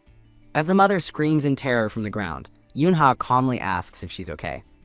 Yunha stands over the fallen woman amidst the swirling purple energy, repeating her question. The cat realizes the woman in the red dress must be the little girl's mother. Ah! The mother looks up in shock, an overturned wheelchair visible in the background. The mother screams about a monster smiling at her, as the cat dryly notes her unique talent for quiet screaming. Resigned to her fate, the mother tearfully apologizes to Yeri, telling her to live on as she closes her eyes. Huh? The mother opens her eyes in confusion, as Yunha reassures her, telling her not to be afraid. Yunha stands protectively before the mother, promising it will be over soon as multiple eyeball monsters descend. Kaya. A massive blast of dark energy erupts from Yunha, annihilating the monsters, as the mother screams behind her. As the mother huddles in fear, a calm voice tells her that she can open her eyes now. The ethereal monsters dissipate into nothingness under the force of Yunha's power. The mother watches in stunned silence as a hand reaches out, offering her the very thing she lost. Yunha returns the cracked, bloody phone to its owner. The mother stammers at the sight of the blood, and Yunha apologizes for the mess as the cat laments the state of the phone. Yunha offers to wipe the phone clean, but the mother, still in shock, tells her it's okay. Overwhelmed with joy, the mother spots her daughter and runs toward her with open arms, crying out Yeri's name. Mumi Tilde, Yeri cries, reaching out for her mother from the arms of the two hunters. As mother and daughter embrace, the cat grumbles that Yunha, the true savior, deserves a proper thank you. The green-haired hunter storms up to Yunha, furiously demanding to know where she's been and how worried they were. A blonde-haired hunter looks at Yunha with concern, explaining that she was the only one missing. Seeing the blood on her face, the blonde-haired hunter calls out, Yura, then panics, asking how she got hurt, while the cat complains about his interference. He insists Yuna needs immediate medical attention for her injuries, but she seems unconcerned. The mother, holding a beaming Yeri, gratefully thanks the hunter for saving both of them. Smiling through her relief, the mother asks for her savior's name. Yunha coldly interjects, questioning who really saved whom. She coolly reveals that her official title is the Burning Flame Princess. In a flashback, a man in a suit offers a contract to a young Lee Yora, promising wealth and the chance to achieve her dreams if she signs on as a hunter. A memory of her mother's gentle face appears, promising they would figure out her future together. Her mother's voice echoes, hoping to discover the life Yuna truly wants to live. A dark thought of vengeance for her mother clashes with the instructor's lesson about the importance of saving lives. The memory of a happy, reunited Yeri and her mother stands in stark contrast to Yunha's own past. In the present, Yunha begins to define herself on her own terms. She concludes her thought with a simple declaration. She is just one of the hunters. A faint, determined smile plays on her lips as she accepts her role. From a distance, Moebius watches as the other hunters tend to the reunited mother and child. Moebius turns to the green-haired hunter, asking if he's worried Yunha will talk about what happened earlier. Moebius reassures the anxious hunter, explaining that exposing them would only hurt her, as acting alone is a breach of contract. A gray-haired hunter agrees with their leader, advising they just wait for reinforcements, but the green-haired hunter admits something else is stuck in his head. When asked what Yunha said, The green-haired hunter nervously waves it off as unimportant nonsense. Moebius presses, noting he's still thinking about it, and the green-haired hunter nervously recounts Yunha's shocking claim about her training class. A flash of energy illuminates Moebius's face as he processes the incredible implication of her words. Smack. The gray-haired hunter dismisses the green-haired hunter's fears, laughing that no first-class graduate could possibly survive to the present day. The gray-haired hunter concludes that either the woman is insane or, impossibly, a dead person has returned to life. Moebius quiets him, admitting that for a moment he felt the immense pressure from Yunha and believed she was the real deal. Kya. Elsewhere, Yunha's manager, a man with brown hair, screams in sheer terror. He frantically asks Yunha how she got covered in blood, but she calmly insists it's not serious, while the cat enjoys the overreaction. As Yunha suggests they go home, her manager panics, yelling that her bleeding injuries are the immediate problem. Yunha holds up her bloody hand, trying to reassure him that it's only a minor injury. Her frantic manager retorts that even a minor injury is still an injury that needs attention. With the glowing cat beside her, Yunha looks on with a steady, unconcerned expression. A memory surfaces of a younger Yunha telling her worried mother that she simply slipped and cut her hand by accident. A blurry voice from the past insists on treating the bleeding hand with medicine and a bandage. Sigh. Back in the present, her manager calms down, noting her smile means it's not serious but still insisting she needs treatment. He tells her to get in the car while he finds the first aid kit, as the cat cheekily rates his fussing as S-grade. The cat thinks his concerned nagging is better than rude people, and Yunha quietly agrees. In an office, a subordinate is instructed to report everything if anything happens to the senior, leaving him with a worried expression. He checks a text from CEO Shin, who confirms an instruction to take care of something related to Myongji. A close-up reveals the subordinate's deep concern over the vague and ominous order. Yunha's manager rummages through the trunk of their car, searching for the first aid kit. As Yunha tells him to just go home if he can't find it, he frantically shouts that he's found the kit. The story is to be continued, with credits for the scanlation team and information on joining them. An overhead view of a city highway reveals that a major disaster was narrowly averted. A news broadcast reports that a gate suddenly appeared at the Moon Knight Field shopping complex in Goyang City. A man in a suit reflects on how the family-oriented location was even more crowded than usual. The news specifies that a suspected B-rank gate appeared at the ticket booth for Moon Knight Land, endangering a huge line of people.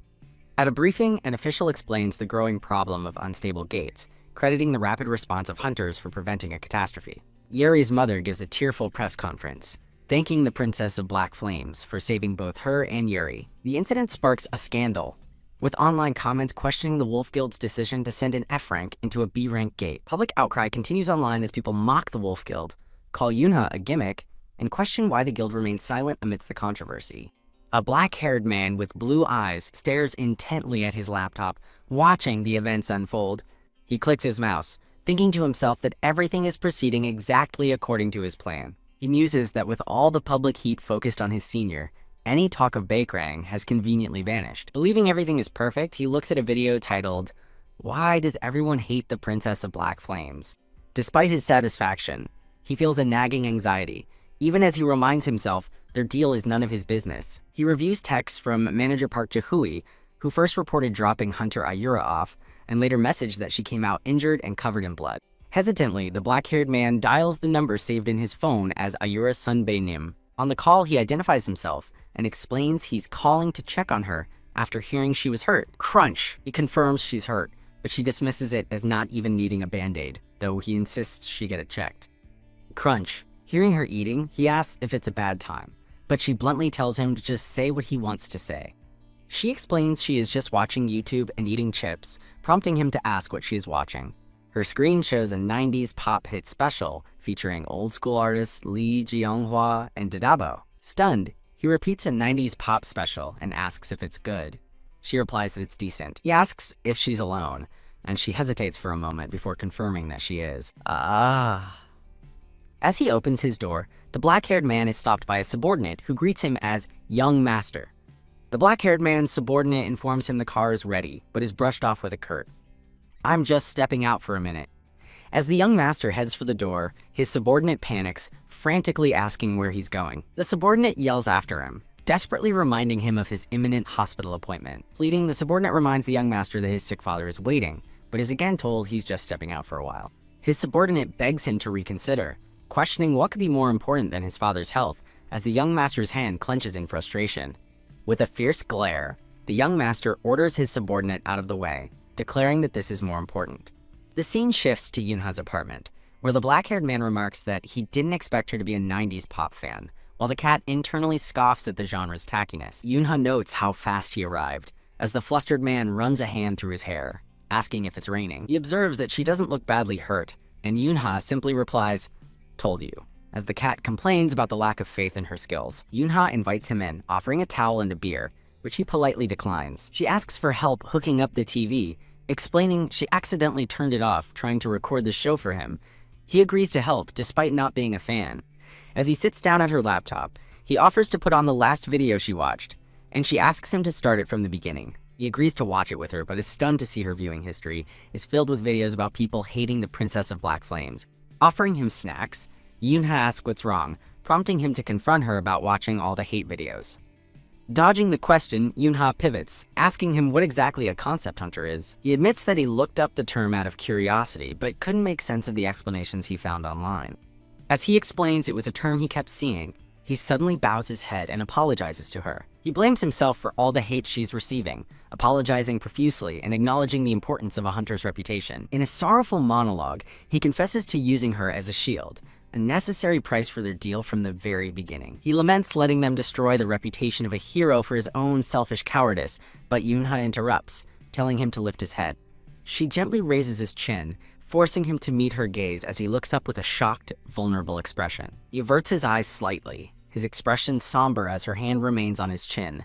Yunha dismisses his concerns about reputation and public image, stating she knows nothing about such things. With unwavering conviction, she declares the only thing that matters is that he won't break his contract with her.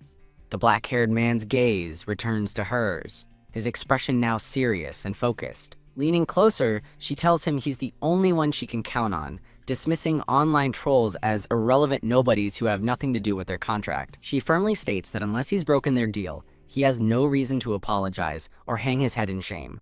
Demanding action over apologies, she asks for their next move, reminding him that giving direction is his job now. A spark of determination returns to his eyes as he collects himself and agrees with her.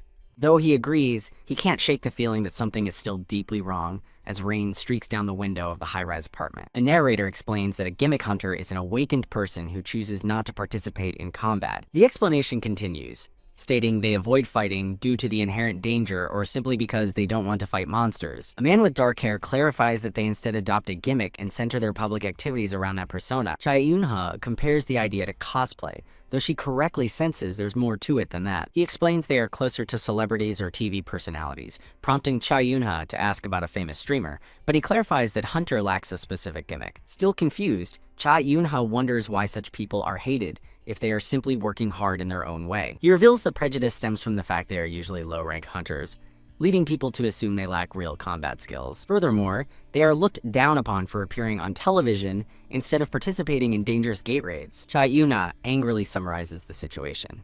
People are calling her a gimmick freak just because of her frilly battle attire, which he reluctantly confirms. A flashback reveals a man named Manager Park had told her that her high rank was also a reason for the public's intense focus on her. Cha Eun-ha silently contemplates the complexities of her public image. She asks her companion if any gimmick hunter offers have come in, and he confirms an invitation to a variety show called Star Hunter Grand Battle. He explains the offer is for a summer horror special, but warns that accepting it would permanently cement her public image as a gimmick hunter, so he planned to decline.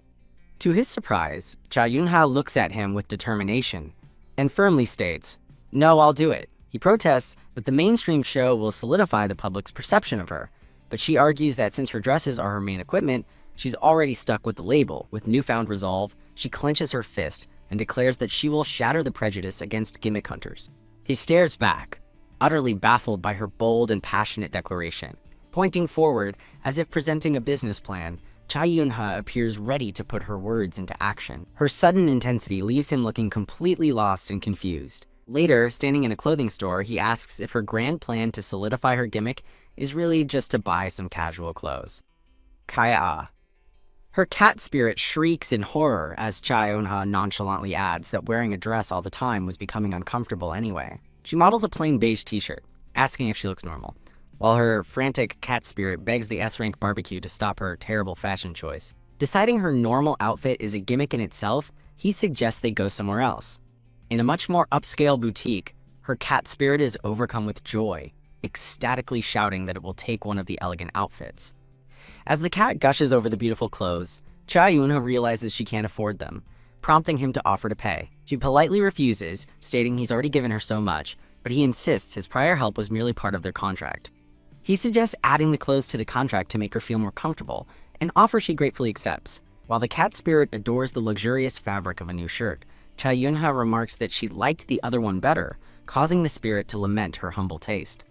Watching their exchange, he quietly wonders when the last time he went shopping with another person was. Cha Eun-ha holds up a single white t-shirt, declaring it and a pair of jeans are all she needs, as her cat spirit deflates on the hanger in despair. He questions her minimalist choice, but she insists it's enough, much to the cat spirit's silent frustration. With her decision made, she turns to leave the store. He quickly stops her, insisting they need to look at shoes before they leave. She declares she will buy the shoes herself, since he bought the shirt, and pulls out a tiny penguin coin purse, PFFT. He tries not to laugh as she checks her purse, then quickly changes her mind, deciding to get shoes later, as her cat spirit scoffs at the 2 coins inside. He smiles warmly, assuring her that he has plenty of money and can easily afford to buy her a pair of shoes. She hesitates, looking away as she struggles to find the words to refuse his kindness. He insists she accept them as a gift, cheekily advising her to save her coins in a piggy bank.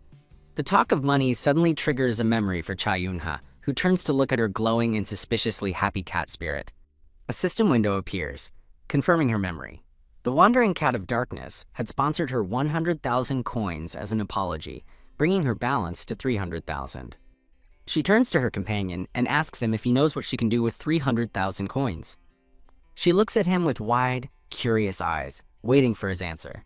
Realizing she's revealed something she shouldn't know, he quickly lies that he learned about it on YouTube and forbids her from watching it without supervision. He explains that coins are a special currency sponsored by divine beasts, possessed only by their contractors, and not typically valued in normal money. He estimates her coins are worth roughly 30 billion won, an amount that leaves Cha Eun-ha completely stunned as her cat spirit smugly floats by. The cat spirit boasts about its superior financial status, but he frantically tells Cha Eun-ha not to believe the creature's ridiculous lies. He argues a divine beast would never give so much to one person, but she realizes it's because she's the only contractor, which makes him worry she'll develop an addiction. He mentions that such a sum would cause a stir at the Hunter auction, which he explains is an annual marketplace where all transactions are done in coins. He suddenly realizes that at the auction, her coins would be worth even more than 30 billion, but dismisses it as blustering, earning an angry retort from the cat spirit. The cat spirit offers him a contract, which he flatly refuses, though Cha Eun-ha comments that it would likely be easy for someone with his skills. An outburst declares that a contract has already been made with the speaker's sister. The scene transitions through a dreamy, sun-drenched sky. A man, weighed down by shopping bags, regrets parking so far away. A woman worries about her debt from their shopping spree, while a small, glowing cat spirit cheers about being helpful. He reassures her that she doesn't need to pay him back, but she checks her phone, noticing it's already 7 o'clock. He looks at her hopefully and asks if she's free for the rest of the evening. He smiles warmly and confirms that yes, he's free. Their conversation is cut short when he asks if that's the burning flame princess nearby. She overhears a family whispering rudely about her, calling her a gimmick freak. Realizing her face was on the news, she grows somber and turns to her companion, calling him senior. He gently places a cap on her head, remarking that it's a good thing they bought it. Startled, she adjusts the cap on her head with a small cry. The family who had been mocking her is now in distress as their child cries, "Wah!" over a lost balloon. The glowing cat spirit laughs at their misfortune, while the man sees it as a chance to leave unnoticed. Instead of leaving, the woman suddenly dashes forward to retrieve the floating balloon. She gracefully catches the balloon and returns it to the stunned and thankful family. He watches her simple act of kindness with a quiet, contemplative expression. His earlier words echo in her mind, but despite his reassurance, she still feels an unshakable unease. She walks on, pulling her cap down with a look of quiet determination. The view focuses on her steady, confident stride as she moves forward. His expression hardens, his eyes filled with a sudden, intense seriousness. In the vast parking lot, The two walk in opposite directions as the sun sets. The scene concludes, marking the end of a chapter. A flashback begins, showing a terrified young boy stammering in protest. A man in a suit addresses the boy as young master, declaring that the future of the hunter world rests on his shoulders. He reminds the boy of his great power and heritage as an S-grade hunter's son, asking why he is so afraid. The boy trembles, confessing his fear comes from the nauseating smell of monsters. The man coldly lets go of the boy's hand, telling him to leave if he's so afraid of the smell of blood. His mentor's voice taunts him, urging him to keep running away like a coward. Looming over him, the man tells him to flee his responsibilities, the monsters, and the people he's meant to protect. The voice continues to scorn him for running from the duty all hunters must bear. His mentor's face emerges from the shadows, pointedly asking if he forgot his desire to save people. The boy's eyes widen in shock and horror at the pointed question. After a moment of silence, he looks down and quietly agrees that he did say that. A fire ignites in his eyes as he points forward, declaring with new conviction that he wants to save people. He firmly shakes the man's hand, vowing that he will somehow overcome his weakness. Praising his resolve, the man tells Wolf the world needs his power as a countdown for a mock gate begins. The man gives Wolf a final command to defeat the monsters and become a proud son as the mock gate opens. A massive, terrifying insect monster screeches as it emerges from the gate. The monster lunges, and Wolf freezes in terror with a horrified shriek. As the beast charges, he scrambles backward, desperately pleading for it to stay away. Overcome with fear, Wolf cries out for his daddy as a powerful blue aura erupts from his body. A brilliant flash of energy tears through the monster, followed by a violent spray of blood. Wolf collapses to the floor, splattered in green blood, and shaking from the traumatic encounter. He gasps for air, his eyes wide with horror as he stares at the carnage. The severed head of the monster looms over him while he sobs. A system notification announces the activation of his sharp sense of smell, and he clutches his mouth, horrified. Overwhelmed by the grotesque stench, he begins to retch. Bleared, he vomits violently on the floor, collapsing beside the monster's remains while coughing weakly. A man with a mustache looks down at him in disgust, asking, "Pathetic. You can't even handle a mere hologram?"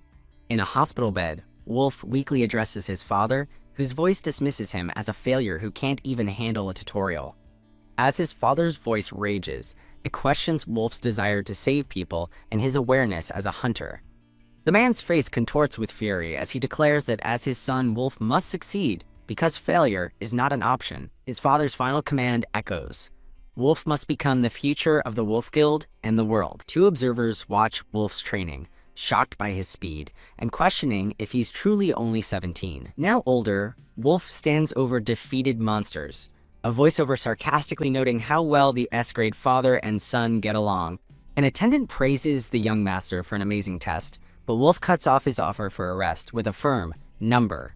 Wiping monster blood from his face, Wolf coldly demands the next gate be opened, declaring he's sick of the smell of blood. The scene shifts to a dark alley, filled with the sounds of someone violently retching. Blearg! In the distance, Wolf is hunched over in the alley, gasping and heaving. He collapses to the ground, gasping for breath, his face a mask of exhaustion and trauma.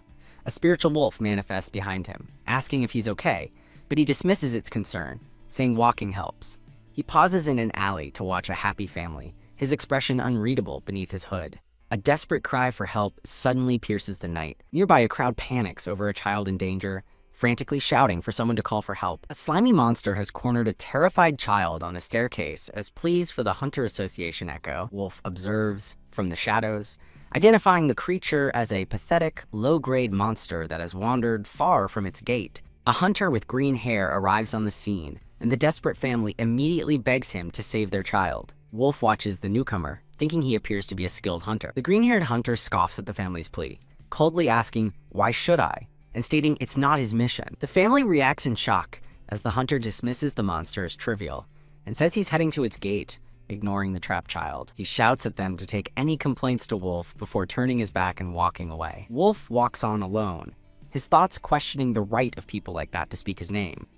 His expression hardens with cold resolve. The scene flashes back to a younger Wolf sitting nervously before a monitor. His father, Siwoo, looks at his phone and orders the tutorial to begin, insisting Wolf must inherit the guild before he dies. When Wolf brings up needing recognition from other S grades, Siwoo explodes, berating him for his weakness and ignorance of S-grade pride. Siwoo declares that he has already contacted the Hunter Association, leaving no room for retreat as Wolf sits in silence. Wolf's internal monologue screams that he's never once been shown what Hunter pride is, as a powerful green energy erupts. In the present, that same green aura surrounds Wolf as a system notification announces a gate is opening.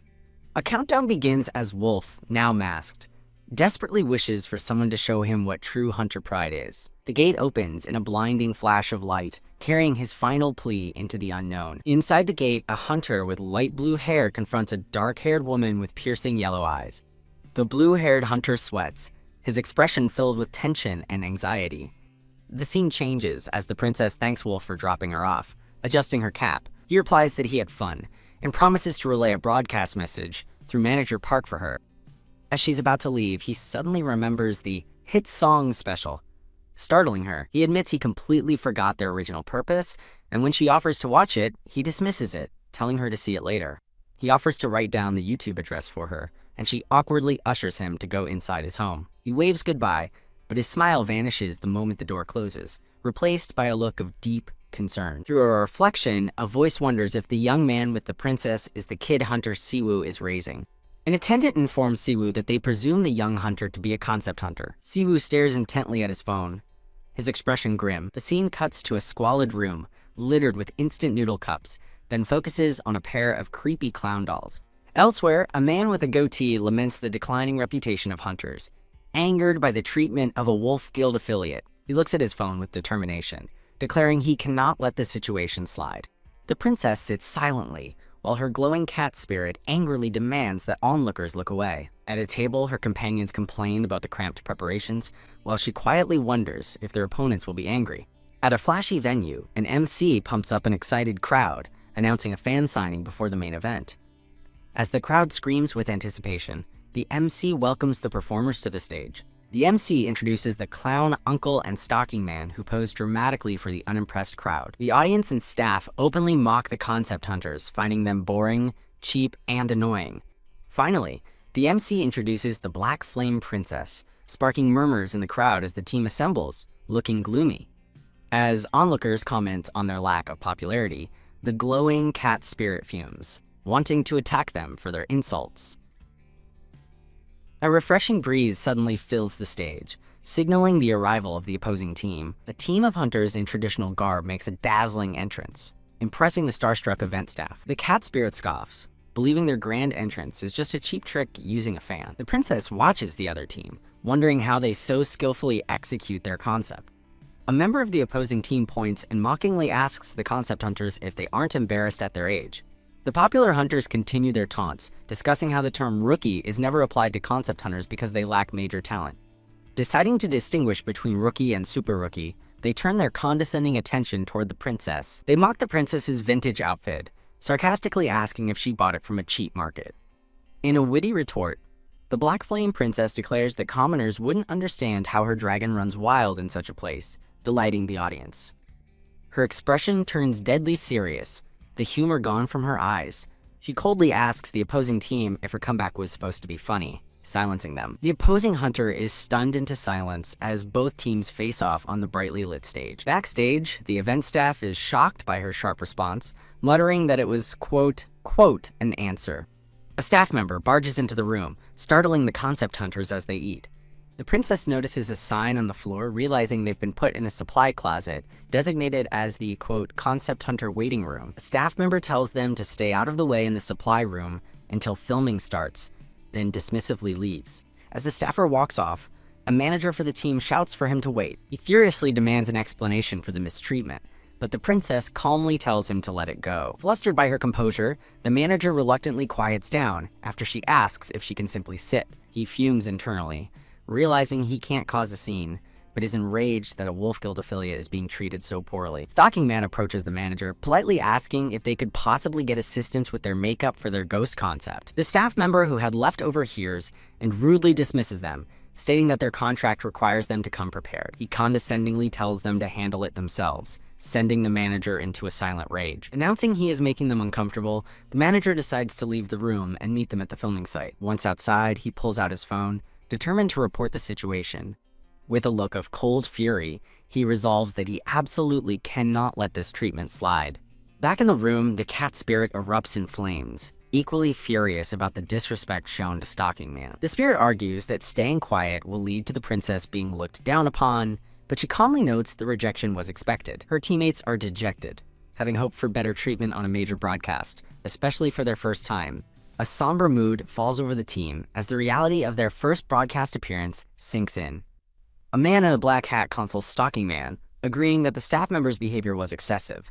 The cat spirit encourages the princess to eat, insisting that worrying is a losing game. Clown Uncle agrees, advising her to eat now because she won't have time later during the broadcast. Another teammate offers the princess chopsticks, and the team tries to pull themselves together for the filming. While her teammates complain about the cramped space, the princess quietly wonders if their opponents will be angry. The show's next event is announced, the legendary Hometown vs. Legendary Castle Special, featuring spooky characters. At the main event, the MC announces a fan signing and welcomes the next team to the stage, with a roar from the crowd. The legendary Hometown team emerges to the wild screams of their adoring fans. The MC introduces Firefox, the hunter everyone wants to date, and Silver Sword, the magistrate ghost, to thunderous cheers. The introductions continue for the popular team with One Sniper and the C-grade ranker Serial. In stark contrast, Clown Uncle and Stalking Man's introductions are met with bored silence from the audience. The crowd openly complains about the annoying concept hunters, while the backstage crew carries on professionally. Finally, the MC gives a grand introduction for the Black Flame Princess, who strikes a dramatic pose under the spotlight. The audience buzzes with recognition, but some still comment on how gloomy the concept hunter team looks together. As an onlooker dismisses them for their lack of popularity, the princess's cat spirit seethes with rage, ready to defend her honor. The cat spirit complains about the unfair audience reaction as the MC introduces a new hunter, Windmaker. Windmaker creates a refreshing breeze, wowing the audience with his beautiful display of power. The cat spirit scoffs at the fuss, while the princess observes that he isn't a true nature-type hunter. She deduces that he simply handles wind well with a fan.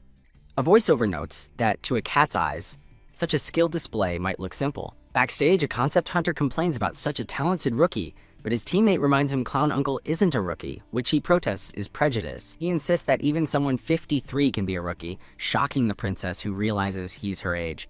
The princess marvels at how professionally Clown Uncle embodies his concept, feeling an urge to learn from his dedication. She's further impressed, realizing his lines are improvised and not from the teleprompter. A member of the opposing team points at the concept hunters, tauntingly asking if they aren't embarrassed at their age.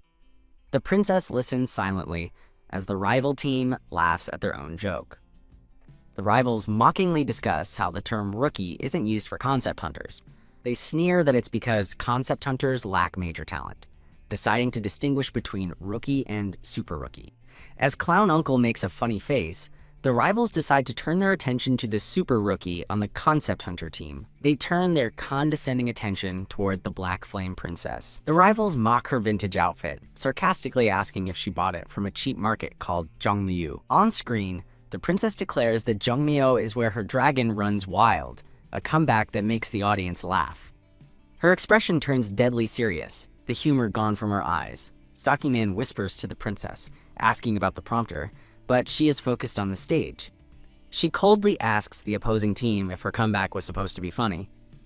A bright light flashes across the stage as the atmosphere becomes intensely silent. The rival team is stunned speechless by her sharp retort as the staff backstage mutters that it was quite an answer. A narrator explains that concept hunters are often seen as cowards who lack skill. However, the Hunter Association, suffering from staff shortages, won't let any awakened individuals remain idle. The association allows concept hunters benefits in exchange for performing dangerous but non-combat tasks inside gates. They are employed for all support work except fighting, though the pay is quite cheap. A fellow teammate yells at the princess, now identified as Cha Yuna, demanding to know why she caused a scene. Cha Yuna sits silently as her angry cat spirit glares from behind her. A voiceover explains that she stepped up because she felt sorry for the other concept hunters being ignored. Another teammate scolds the first, saying Cha Yunha was angry for them, while a third begs them to endure it because they don't belong to a strong guild. The teammate who first yelled at Cha Yuna insists she isn't a professional at making things funny. She questions Cha Yunha's anger over pay and recognition, but Stalking Man admits he was grateful for her intervention. Another teammate agrees with Cha Yun-ha, stating he doesn't want to continue filming while being treated so poorly. He fumes, pointing out the hypocrisy of the other team being praised for a 5-year-old incident while they're mocked, despite recent dungeon dives. He declares he can't stand the treatment anymore, and the cat spirit agrees, adding that he speaks well. Clown Uncle steps in, warning that if one person drops out of the 5v5 match, the entire filming might be cancelled. Another teammate tells Clown Uncle that his normal speaking voice is awkward, questioning if he's the one who should be angriest. Clown Uncle urges everyone to calm down and think about the opportunity, mentioning he needs to buy his daughter a jacket. He then questions whether their treatment is any better inside gates, where they receive insults while earning less money. Resigned, he tells the others to just endure it a little longer, suggesting they can ask the director to edit out the insults. A voice calls out to Cha Yun-ha, offering to get her a cup of iced coffee. Clown Uncle approaches Cha Yun-ha, asking to speak with her and offering to buy her the most delicious coffee.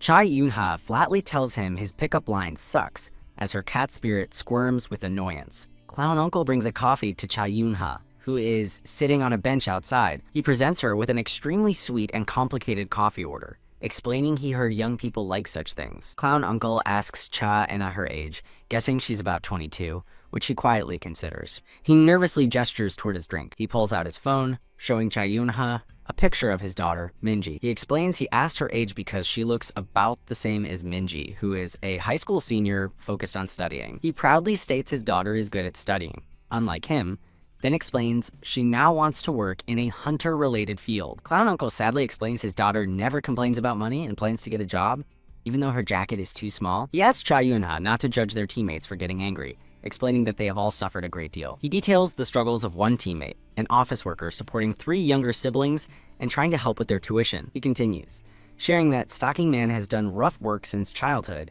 and the man in the hat works 2 jobs since his father's collapse. Clown Uncle tells Cha Yun-ha that while they may look pathetic to powerful ability users, everyone has their own story. With newfound resolve, he declares that they are hunters too, and they protect what's important to them by doing their best. Cha Yun-ha silently agrees, admitting she also endures the disrespect by focusing on what she needs to protect. Clown Uncle passionately tells her he truly loves his job, finding it wonderful to protect others with his given ability. He awkwardly apologizes for talking like an old man, urging everyone to stay strong and noting the PD liked her because she was funny. He advises her to aim for a regular spot on the show, but Cha Yun-ha pointedly asks about that PD. Clown Uncle looks flustered as Cha Yun-ha remarks that the PD lets things slide as long as you don't quit mid-filming. Cha Yun-ha directly asks Clown Uncle why he's telling her all this. A knowing, confident smile spreads across her face as she looks forward. The show resumes with a game where contestants must guess the hunter associated with the keyword plant. A hunter in a robber mask slams the buzzer, but the answer is already declared correct for someone named Sheongnam. Firefox shouts the correct answer, Windmaker, scoring another point for the legendary hometown team and shocking the masked hunter. As Serial dismisses the loss due to rank differences, the masked hunter laments getting beaten to the buzzer again. The MC asks Windmaker about the famous Dr. Plant subjugation, a story he's apparently told for 5 years straight. As Windmaker's story of being saved by magical flowers captivates the audience, they marvel at the power of S-grade abilities.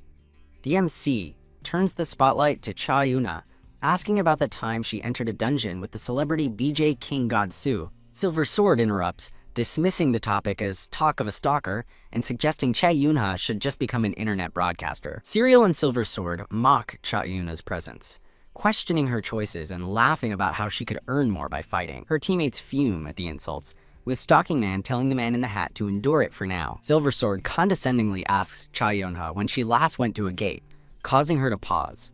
With a slight smirk, Cha Yun-ha replies that she went recently, then cleverly asks him when he last went. He scoffs that they're past that and make money broadcasting now, questioning why she's even asking. Cha Yun-ha points out her teammate went yesterday, then pointedly asks if the rival team hasn't been in a dungeon for 5 years. Windmaker laughs dismissively, but Cha Yun-ha cuts him off, asking if a hunter's job isn't saving people and demanding to know how many they saved this year. The rival team is stunned into silence by her sharp question, and she coldly notes their inability to answer speaks for itself. Flustered, Silver Sword tries to rush the MC to the next question, while his teammates look on nervously. Cha Yun-ha delivers the final blow with a confident smile, labeling them hunters in name only. She boldly declares that the concept hunters will destroy them, leaving her own teammates utterly terrified by her challenge. Whoa! As the rival team seethes, a director in the control booth observes the escalating tension with keen interest. The manager panics backstage, clutching his head and shouting Cha Eun-ha's title in disbelief at the unfolding chaos.